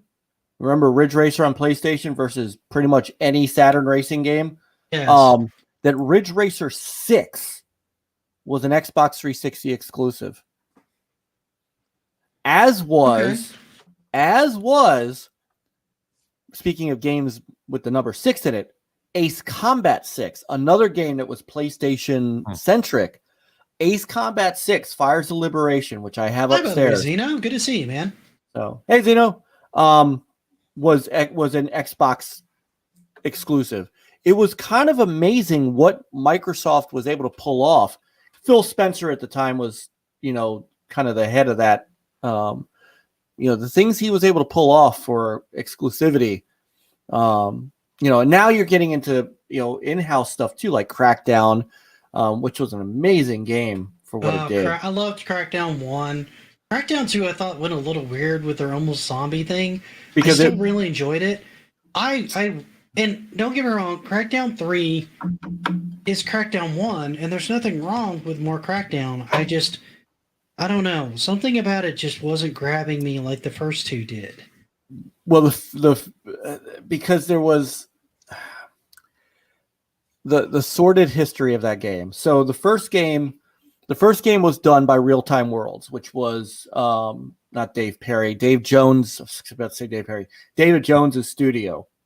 So the second game was done by Ruffian, which was why it was so different. And I didn't like Crackdown 2 at all. I have them, but I didn't like it as much. I ended up having some fun with it towards the end. I mean, especially like if you wanted to level cars, you waited till there was a horde night, and then you just went driving. Yeah, but I mean, I just blam.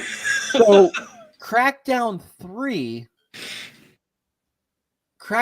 was originally being done by David Jones, and his what the hell is the name of that studio? He had built a studio I can't remember for the cloud stuff because they were doing cloud destruction and things like that on Xbox One, and that never got implemented right. I don't know what they were thinking with that. But... Well, because midway through developing the game, Epic bought Dave Jones's company. So midway through the game, the guy who was building that engine for Microsoft got bought. So Sumo Digital came in to take over the single player, and they kind of pieced together what code they had left for the multiplayer. And the multiplayer was great, but the problem was it was a separate game, and nobody played it, and it died out. I'm looking up the name of the company that Dave Jones had. It was called CloudGen. Okay. Yeah, because I remember them talking about that. That was going to be the big thing, and that's the main reason it didn't get scrubbed. Is because Microsoft really wanted to see that cloud processing and where it would go. And I think that's kind of where they started getting the idea for Game Pass and offering streaming games. Right. I think that's where they were really wanting to take that. So they let that one go, even though it was like way over budget, and they knew it was going to kind of underdeliver, because they wanted that tech. Yeah, and so that really made it. I was sad because I played the multiplayer and I was like, wow, this is pretty impressive what you can do. If they'd have brought that into the single player, it'd have been a whole different thing. Giant Enemy Crab. I don't remember that. You don't remember Giant Enemy Crab? No. Hit the it was E3 2005 PS3. It was Ridge Racer, and then the guy was like, so they were showing off this game and talking about how realistic Japanese history game, and out comes a giant enemy crab, and you had to hit it in its weakest spot, and you knocked it on its back. It was a whole thing. I can link to you the oh my god, that's ridiculous. That E3 presentation ranks as one of the top 5 worst E3s ever, right up there with one of Konami's. I take it versus what we have now, which is almost nothing. Well, true, but I remember. Yes, there it was. Yes, hit it for maximum damage. Hit the weak spot for maximum damage. It was one of the few years that, because we were low on staff that could go to E3, that I actually went to both Microsoft and Sony's press conference that year. And I cannot tell you how awkward the crowd was in that entire conference. Sony had a rough go of it with what the year PS3. is that? It was 2005. A great console in the end. And like Sony is known to do, as you get towards the end of the lifespan, they start to pull ahead of the competition, because it takes people a long time to figure out their hardware and what it can do. And then they start doing outstanding stuff with it towards the end of the hardware lifespan. But man, they had a rough start at that generation. Yeah. It was so bad.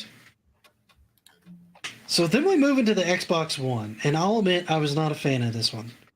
I had a hard time finding my joy in the Xbox it was 2006. One. I'm sorry. 2005 was the fake. I'm sorry.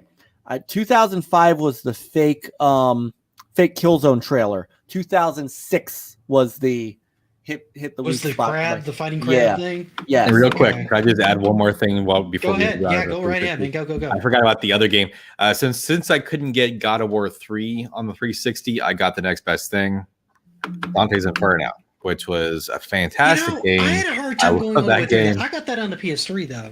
And all these games that I loved, I was able to get right on the PS3. And in some ways, I think that Dante's Inferno is one of the best God of War games. So it's just a blatant rip-off. You could never stream that game though. Mm-mm. The third level of Lust not stream friendly. Pretty much like nixes that entire game.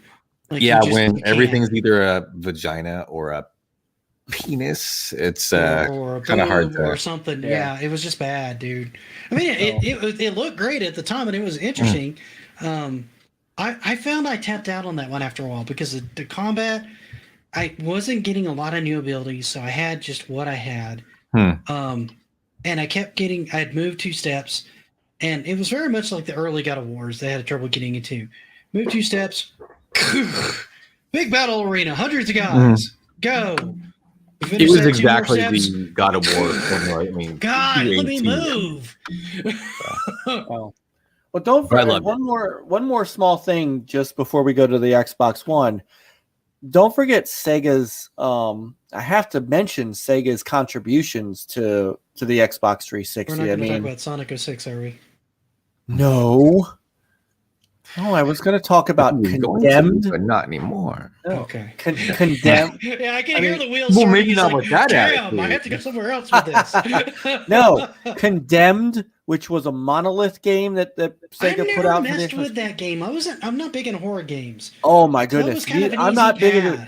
Oh wow, what a wild game that was. I heard really good things about it. Don't get me wrong. It was amazing. Chrome Hounds, which was a really great mech game that I think, and I heard really good things about that, but I also wasn't into mech games. And wasn't that the one that had that massive controller thing? Or no, that was or Steel Battalion. Steel Battalion. Yeah. No, Chrome Hounds was actually done by From Software, because From Software, before they got into the Souls series, was really big into those mech kind of Japanese mech kind of games. Yeah. So, and then Full Auto, if you don't get a chance to play Full Auto at some point, I highly recommend it. It is I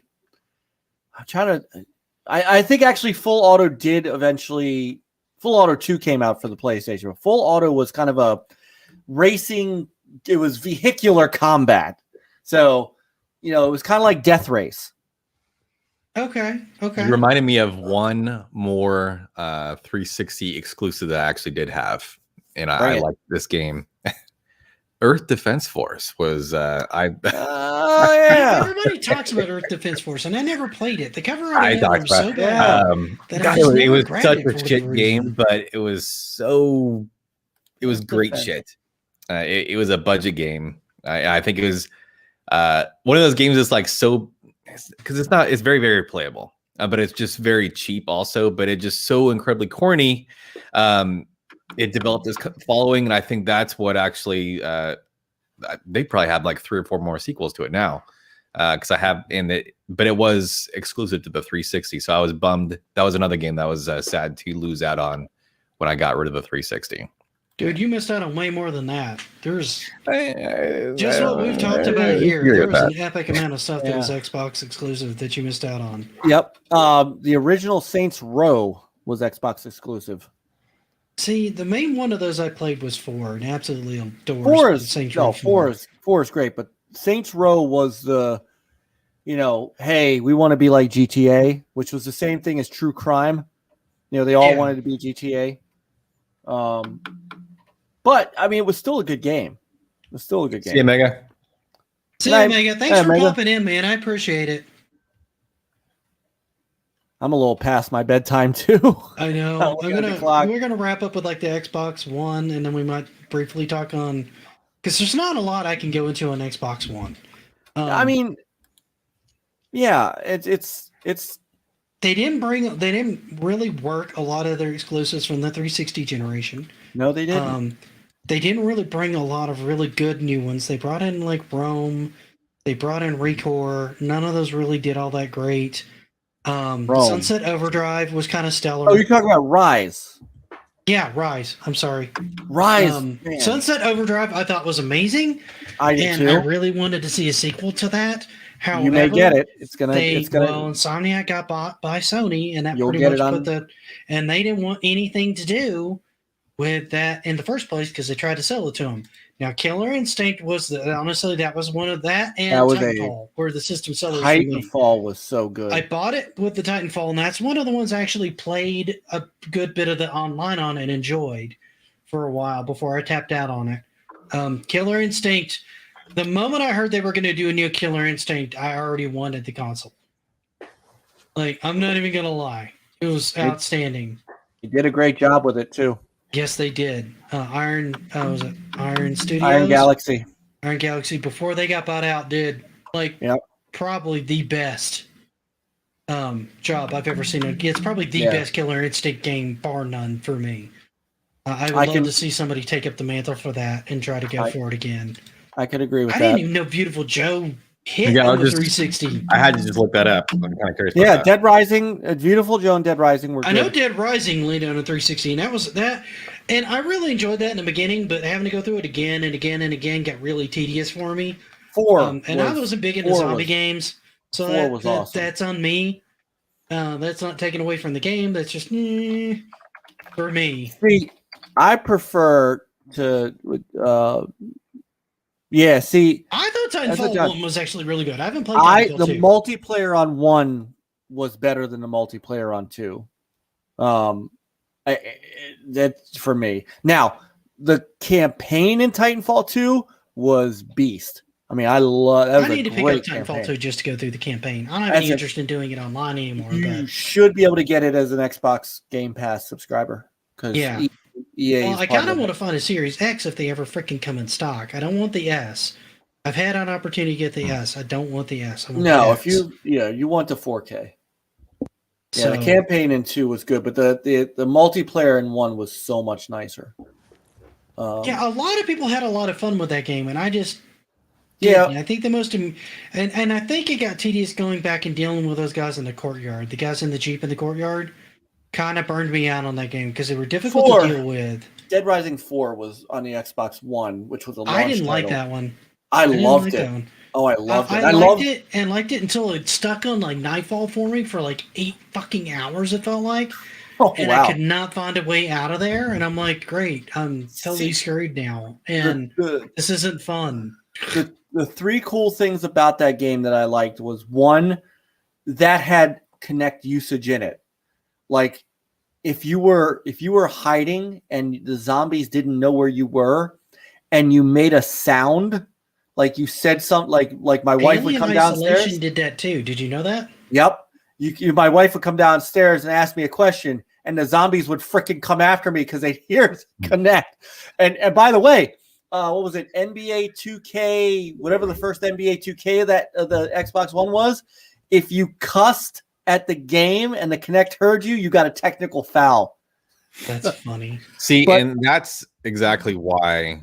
Well, not exactly why, since I wasn't an Xbox fan, but that's what cemented the fact that I was not going to be getting an Xbox One, because Microsoft, the promotion team, was foolish enough to say that, hey, we're always going to have the Kinect on so we could watch you and then tailor the commercials to what we see you doing.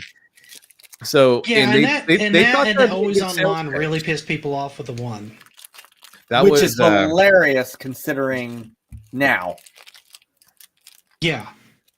Now almost all the games, regardless of being always online. Yes, let me tell you, I was all about that life because there were things that they were talking about doing that people are just now doing, where your discs are basically installers, and I was waiting to see the game sharing they were coming up with, and it's like 2013 called. They want Microsoft wants their idea back because that's where I say that I actually said that about was it the latest iPad? They're like, look at our new connector, and I looked at it and I go, you mean the same one the Surface was using 2 years ago? Yeah.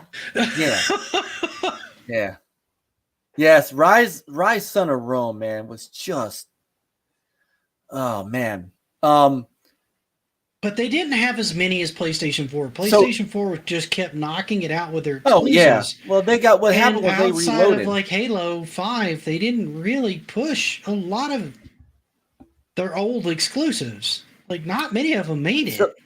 Yeah, I mean 2013, 2014, and part of 2015 was like barren for the PlayStation. They even said we don't have a lot going on right now, but what Sony was doing quietly in the background was reloading and getting all their studios to start reloading their stuff. Microsoft is going through that now, with all the stuff they're putting out. But they, and Sony's kind of in that drought at the moment. But they one star would not do again. Bad sales pitch. By the way, so Rise, believe it or not, is not Microsoft's fault for dropping.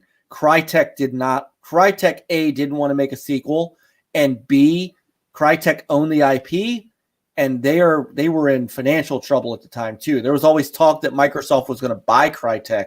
Yeah. They never did. And that's the good thing and the bad thing about Microsoft is their relationship with the studios is, and a lot of times they'll buy studios and then they become first party, but a lot of times what they'll do is they'll let those studios, where if those studios split off, those IPs are still with that studio. They don't always keep the IP itself. If they lose the studio, sometimes it migrates with them, which is kind of an interesting dichotomy for them. Whereas like Sony will buy something like, I always felt like they bought up Insomniac, mostly because Insomniac went, well, we want to do this game, and showed them Sunset Overdrive, and they said, nah, we don't want that. And so they took it to Microsoft, and Microsoft went, an Insomniac game on our console? Come here. Right. Here's all the money. Right. Well, and as soon as that launched, Sony went, okay, we need to talk because we need to lock you down. Yes. Well, the other thing too, and this was always a Sony condition, was that Sony owned the IP to the game they were making. And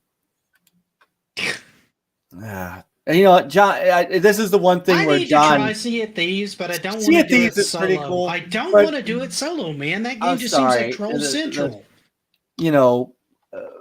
Microsoft's release schedule is. I mean, we just had Forza Horizon 5. You got Forza 5. You got the Halo Infinite multiplayer beta is out now.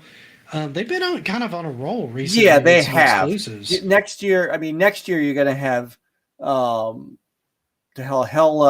Shit. Because you just had Psychonauts 2 drop. You just had Psychonauts 2 free. That was another big one. Back 4 Blood dropped on there like day one. Right. That was another big drop. That's not It's not exclusive, but it hit Game Pass day one, so that counts. Next year, getting it as part of your subscription is kind of a big deal. Yeah. Next year is going to be huge for Microsoft. They've got Obsidian's game, Avowed coming. They've got Hell. The hell. I may take you up on that, man, because I look at that game and that game looks fun. Doing a stream with just a bunch of people in there and just doing 8 million sea shanties for an hour sounds entertaining to me. 8 million people are playing Forza Horizon 5, John. You are absolutely incorrect on this. You are 100%. I'm going to disagree with you on the racing games don't sell consoles, because every time Gran Turismo comes out, that sells consoles. Exactly. Straight up, it sells consoles. Yes. So there's next people year, that buy PlayStations just for Gran Turismo. Yeah, I mean, there's just facts coming out right now. Yeah, it's on Game Pass, and it sells consoles to sell Game Pass. Next year, and honestly, I'll admit, because now that I've gotten a little bit more into Game Pass, and how much of that stuff is only on console, because a lot of those backwards compatible ones that are free on there are only on the console. Yeah. I mean, next year you're going to have Outer Worlds 2. You're going to have Redfall. You're going to have Avowed. You're going to have Outer Worlds 2 isn't Bethesda though. That's it's Obsidian. Who's owned that's right. by? They just bought Obsidian too, didn't Yes, they? they own Obsidian. Oh my god, I forgot. You have they bought In Obsidian Exiles too. games. You have Compulsion just announced a couple of games. I mean, you've got games coming, and they're talking about trying to release a game a month now. So it's really, give you a stool to stand on. So, and honestly, playing it 3 weeks from now, I think people will probably still be playing Forza in a couple months.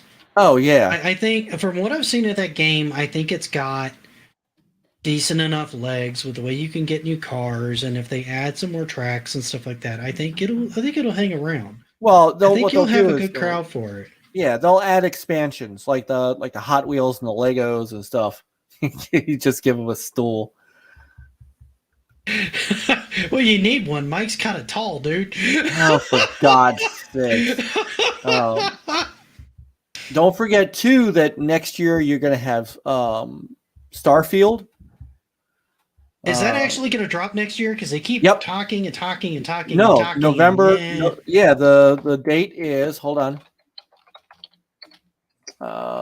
November 11th, 2022. They announced that. They announced that this year that it's coming out. When they did their E3 presentation, that's the first game they led with. Okay. So. Oh yeah, plus Forza Motorsport. And no, Forza Motorsport is not Forza Horizon is not the arcade version of Motorsport. Motorsport is still the circuit racing, whereas Forza Horizon is the open world. You're fine eating paste. You're totally fine, dude. This is all part of the discussion, dude. This is why we do these streams, so you guys get engaged. Yeah, that's what we like about it. And we did a topic that Robert won't talk about, so it's mostly me and Mike babbling while he looks at his phone bored.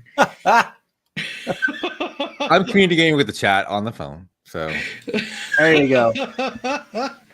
But I mean, there's a hell shit. Damn it! What's the name of Ninja Theory's game? Hellblade. Hellblade. Thank you. Somebody mentioned that one earlier. Actually, Hellblade 2. Yeah. Hellblade 2 comes next year. I mean, there's a ton, and the great thing is, Game Pass, Mr. Who. Game Pass is a big. We're at half big. Jeez, I don't know where John's gonna have to show us where on the doll Phil Spencer hurt him. Like came in and kicked where his on the dog. doll didn't he hurt him? Right. I'm telling you, man. John was one of the most hardcore Xbox fans I knew right up until about the Xbox One, and even then he kind of liked the Xbox One because he had an Xbox One X, I think, that he really enjoyed. And then they completely lost him when they did the Game Pass move. Like, they completely lost him. Well, hey, look. Everybody gets to miss out on this. Well, hold on. And they might, actually, because they're going PC and all that. Wait. They do. MLB The Show is on Game Pass. Oh, don't. That's not the one that they're talking about. I know, but that's nobody. No, I don't know. And nobody, at least in my crowd that I know, goes, "Oh my God, MLB The Show! Oh my God, thank God Game Pass is getting that." Nobody gives a shit. Well, it's one of Sony's highest selling franchises. It's one of their sports titles. Yes. Well, that's your crowd is not a sports crowd. So no, the show's actually going to be new. That's brand new, launch day, that kind of thing. And I forget what the agreement was. He did. He need to fill the third spot since I don't have anything to add. Austin wants me to show my Xbox collection again. There you go. So I think we're gonna wrap this up anyway. We've been going for 2 hours. The only thing that I would say though that to push back on eating paste is it's not like Sony went and opened up all their own internal studios and created internal studios to build their games. They bought Naughty Dog. Naughty Dog was Activision for a long time. Naughty Dog was the original development team behind Crash Bandicoot. So the biggest games that come out of PlayStation in Uncharted and The Last of Us are a bought studio. Guerrilla Games was a bought studio. So, I actually did notice that. I thought these were the 360 versions, but the 2 Burger King games, original Xbox. So I guess I have a three game Xbox library. I'll try to get that. Oh my god! So there you go. We need to send you some Xbox games. Yeah. I actually quit Retro Game Treasure over that. Retro Game Treasure was sending me nothing but Tiger Woods and Burger King games, and I finally quit them for John, thanks video for game in, man. Video monthly. So I think we're gonna start wrapping this up. Because it's 12:30. Yeah, it's getting late. I want to spend a little bit of time with my wife. Mike, what you got going on this week? I know you got the NLG show. Yeah, That's so Thursday, NLG show on 7 Thursday. o'clock Mountain Time, 9 o'clock Eastern. Yep, and we'll be having Mr. Geeks with Cash on there. So Mr. Nick's going to join us for some more Xbox talk. That Rob. My wife's probably going to kill me. She's going to like, you're going to stream Hamilton Arts. I'm sorry. Don't beat me.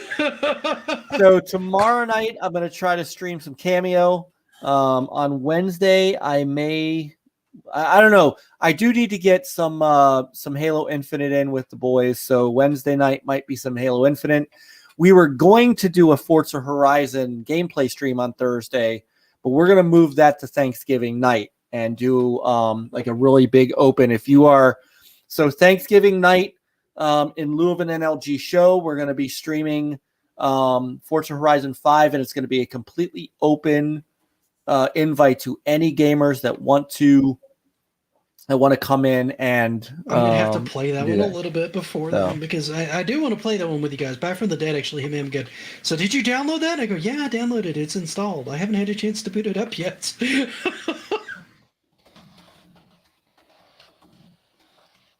We'll probably do a PlayStation Day. I had no problem doing a PlayStation Day.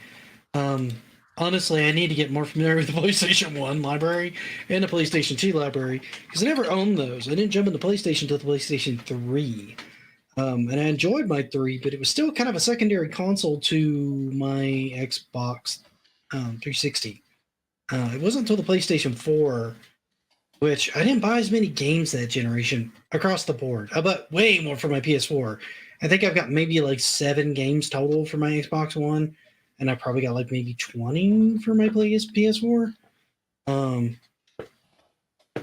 I never had a PS1 or PS2. I hate that D-pad with an unholy passion, and I will die on that hill. That D-pad, I was huge into fighters, and the D-pad is dog shit for fighters. And just because you adapted to it does not make it a good D-pad. Get an arcade stick. Yeah, if we want to do the... Yeah, I did not have a PS1, but I had friends that did, so I played their PS1.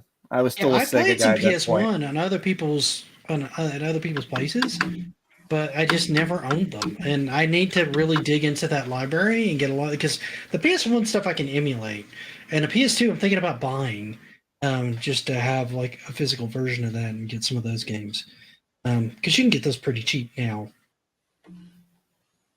I could actually fill up the Pace is just like what? Oh, he's raging right now. Yeah, I thought you put the 360 D-pad next to the PS4 D-pad, and I'll take the 360 D-pad. Yeah, and any day of the week. And it shat all over the DualShock 3. I'm sorry. The Xbox 360 controller is quite honestly one of the best controllers ever built. The 360 controller is very comfortable, but I do not like that dip. Oh no! Yes! Sandwich for the win. And the PS4 D-pad is the better version of that because the way it's textured is actually more grippy than that slippery ass thing that was the PS1 and PS2 one.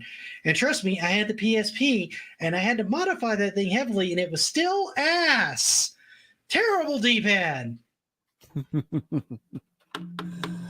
Well, we're just fighting John and Pace tonight. I know.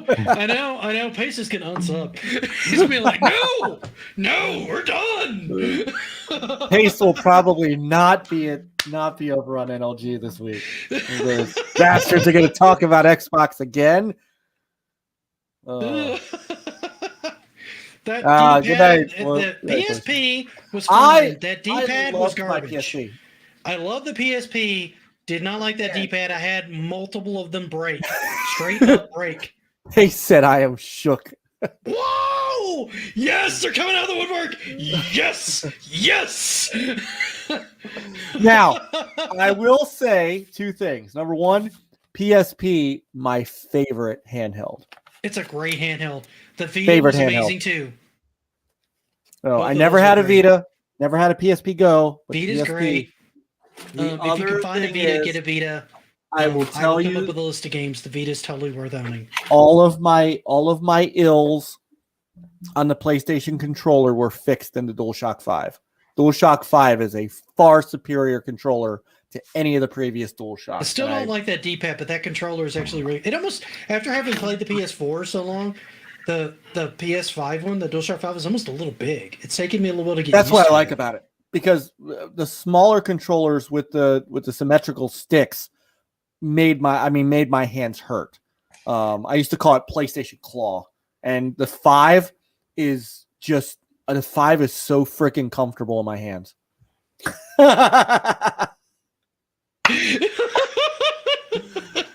Oh man.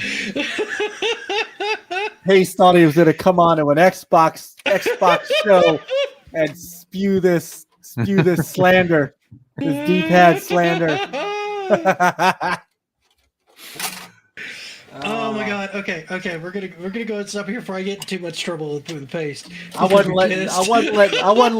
wasn't letting John get away with that shit either. Just so everybody knows. I thought Second City was going to come up at some point. I was waiting on it. But thank you everybody for coming in. Rob, what do you have you guys on your are channel awesome this week? I forgot. What do you have going on your channel this week? That was it. I do like one video every 2 to 4 weeks, so I'm enjoying the fact that I don't have anything to edit for. Oh, dude, I have too much to edit. I still have to do my Video Games Monthly video for this month. The one with Seth. Yeah. Yeah, because I haven't taken any. We actually got Xbox games this month. I got American Choppers 2. Don't ask. Actually, Need for Speed Hot Pursuit 2, and Narnia. And so I need to get some The Lion, the Witch, and the Wardrobe. Back when Buena Vista Games when Disney was making games. So I have to get and then two Mr. Matthews. And let's see. Oh God, guys, please get Maz in the 300 if he's not already. Push that man over 300. Got a Wii game to do, Nerf Wii game, Lego Batman, and I got actually a GameCube game. Nice. The hell's it called? It's upstairs. I'm not going up to get it. Oh, here are the Xbox games I got. No, those are the Xbox games I brought over. Never mind. What about the GameCube game? The GameCube game was called Bust Out or Bust something. Bust a Move? No. It's a game I never heard of. I'll let you. You'll see it. Something Rob is interested in. Yeah. Well, a little. When we were talking about the ideas for the stream, it was like, hey, we all like the GameCube. Dude, we're totally doing GameCube topical. on the next one. Oh yeah. And then right when I thought we'd actually change this because it's the 20th anniversary, right? We just the Xbox. That's the only reason. It was because I was like, you know what? It is the 20th anniversary. They did announce some stuff. It wasn't. Yeah, Yeah, we're totally doing GameCube next time. By the way, guys, we're doing GameCube next time. Yeah. And we need to get back to doing like the game thing. I think like once a month we play a game for a little bit. Yeah, we were going to do that. We were going to make that a thing, and then we did it once, and I thought it went over great, and then we never did it again. Well, we were going to take a break, and I think the next game we wanted to do was Other M, wasn't it? Other M. Yeah. Oh yeah, because I do have Other M. And I'm just finished. We didn't talk about this, but I started playing Metroid Dread this weekend. That's a great game. I'm really enjoying it so far. Hard. It's a yes. It's a harder game than many of the other games that I played in the Metroid series.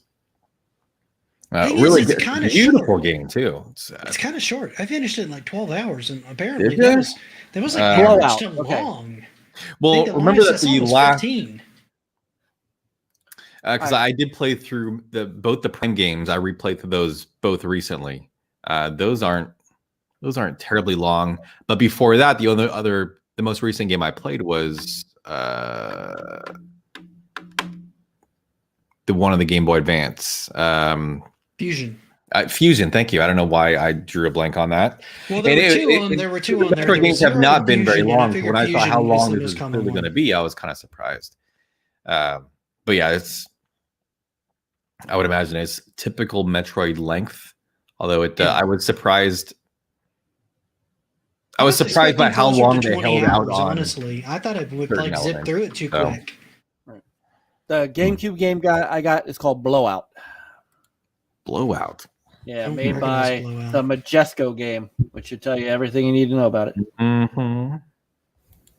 So I have two things coming up that I want to get out on the channel. Well, three, technically. One that I'm definitely going to try to get out this week. I'm most of the way through editing it. I'm trying to finalize it, which it may come out Wednesday. It may come out Thursday. Depends on when I have enough time to finish it. Is the Zelda Game & Watch. Nice. I did a review on the last one. I thought that one went over pretty well. I think some of the shots I got this time were better. So I think this one will at least look better. Are you going to get a high score on Vermin like you did for the Mario? I only played Vermin for a little bit. I didn't get as wrapped up in it this time. But there was a lot more to cover on this one. So it's probably easily going to be like 9 to 10 minutes long. It's already close to 8. Yeah, the Zelda Game & Watch is a far better value than the Mario. It absolutely is, but I think they're both worth owning at the end of the day. Yeah, they're just cool. They're just fun little nostalgia things. You can put them up, you can watch them. One of the tricks that I learned from Twitter, actually, as I driving around violently, is if you plug them in your computer, they power on with your computer and they'll power off with it. So they act like desk clocks for your computer when they're plugged in through USB. I didn't even know that until I saw that on Twitter. That is cool. I thought that was kind of neat. That is cool. So, my little Doom guy, which won't show up on screen. I don't know if I'll get him out this week, but I'm working hard on getting this one done because I think he's cool. And then the Atari video, which will probably take me another week or two, I think, to probably edit, unless I can find some hardcore time this weekend to really just hammer through that video. I do have all Thursday and Friday. I have some events I'm going to. So I will not have a stream on... Oh, shit. I can't be on NOG this week on Thursday. I have a concert. I'm going to a concert that night. So I can't be on NOG. I'm going to see Hailstorm and Evanescence. Never heard of them. You never heard of Evanescence? No. So I'm going to that. And then on Friday, I've got Alton Brown is doing a show in town. So I'm going to that on Friday. Okay, that's cool. Yeah. So we went to his last one when he came. So we're going to this one too. I didn't realize Alton Brown does a cooking tour. Yeah, he did. He did one a couple of years ago, way before pre-pandemic, called Beyond the Eats. And we went to see that one. And then he's got this one coming out now too.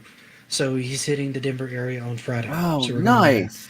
So I've got 2 shows this week. So I'm only working 3 days this week because I wanted to take those days off to just kind of like chill and just go to the show. So I won't have a stream, and I won't be able to show up on people's streams on that day, fortunately. Because I was all excited to go on Talk More Xbox with you on Thursday. Yeah. I'm not going to skip a concert. All right. So we'll just have to have Rob on. Yeah, I'll fake it. I feel like you need to get Rob on there at some point anyway. I know we do. I know. So Well, I need to know more about. This is RetroRoots, but I need to know more about Rob's modern game chops because we don't. The he reason doesn't I have love a lot of them. He doesn't like a lot of them. This is the reason that I love this show so much and being with you guys is that, and I'm not throwing any shade at Chris and Peter. We don't get a chance to talk a lot of retro. Peter's retro stuff really kind of came and went with the Commodore 64, and we just talk more modern stuff. That's one to kind of go into though. And Commodore 64 is very retro. It is, and it's and I was an Atari guy. He was a Commodore guy. Fastback grew up with Nintendo and the NES stuff, but we don't really have it just doesn't come up. So coming on here and being able to just let all this retro out is just awesome. It's one of the reasons I love being here with you guys. See, I like covering some of the more modern stuff too. I like doing a mix of it. I know do a lot more retro, but I do like covering some more of the modern stuff. I do. I have trouble like the channel works when I stick to the retro stuff. When I do more modern stuff like Diablo 2, people check out. Like those streams, people don't like watching me play that game. Diablo 2 is not the most fun game to watch. It's not you, it's the game. It's really not you. It's Diablo 2 has a very, very specific fan base. It's a very methodical paced game. It gets frantic, but it's a very methodical game. It's literally why people only watch people who play Fortnite and Roblox and Minecraft. Yeah, it's weird that D2 is kind of modern now. I know. That strikes me as weird too. I know. And I got so sucked into Dread, I kind of wanted to stream it, and then I started playing it, and I couldn't put it down. So I did that one off stream. Like, literally, every time I put it down, I wanted to pick it up and play it again. That's what I'm going to be doing as soon as we finish up. Yeah, it's an easy game of the year for me, because, like, literally, every time I put it down, I'd give myself a 30-minute break, and then I'd want to play it again. Like, immediately. I could not put that game down. So it's a very easy game of the year for me. We could probably talk about it more in a future episode, but I'll just say that I haven't finished it yet. But I would say that this is probably one of the more. I told my wife it's kind of an empowering game because it feels like the upgrades you get in this, the upgrades that Samus gets, they feel more empowering. She gets a whole lot more. You have a longer stint between in the very beginning. There's really long stints between power upgrades.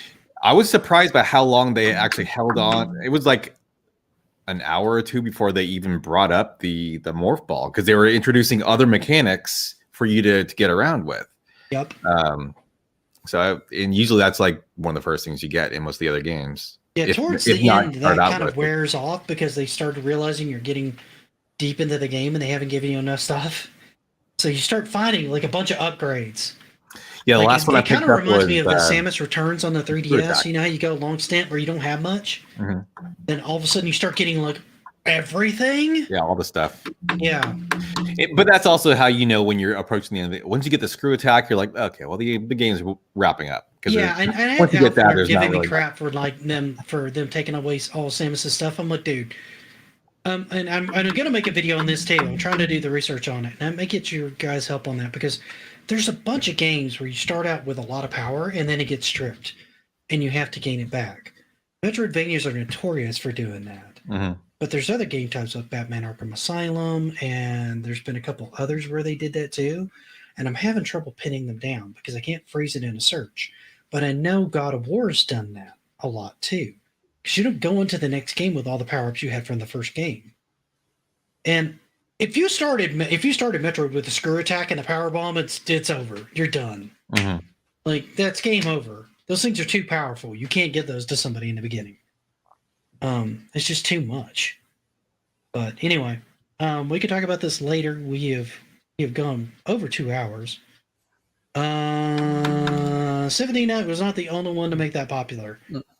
Super Metroid did that first. Yeah, I meant that they stole that from the Metroid series. They stole they a lot of totally stuff, they honestly, totally from lived the, it up from Metroid series with that game, but that's a Lufia. I don't know. I haven't played Lufia. Maybe Lufia. Symphony of the Night, I disagree with you on. Lufia, maybe. I don't know enough about Lufia, but I know Symphony of the Night wouldn't exist without Super Metroid for the most part. Yeah. Super Metroid definitely is the blueprint for Metroidvania. Super Metroid is the blueprint for Symphony of the Night, is what I'm going to say. Yes. All right, guys. Thank you, everybody who popped in. Have a great night. Happy gaming. You guys awesome. We'll see you guys Night, everyone. later. Yeah. Play on, gamers.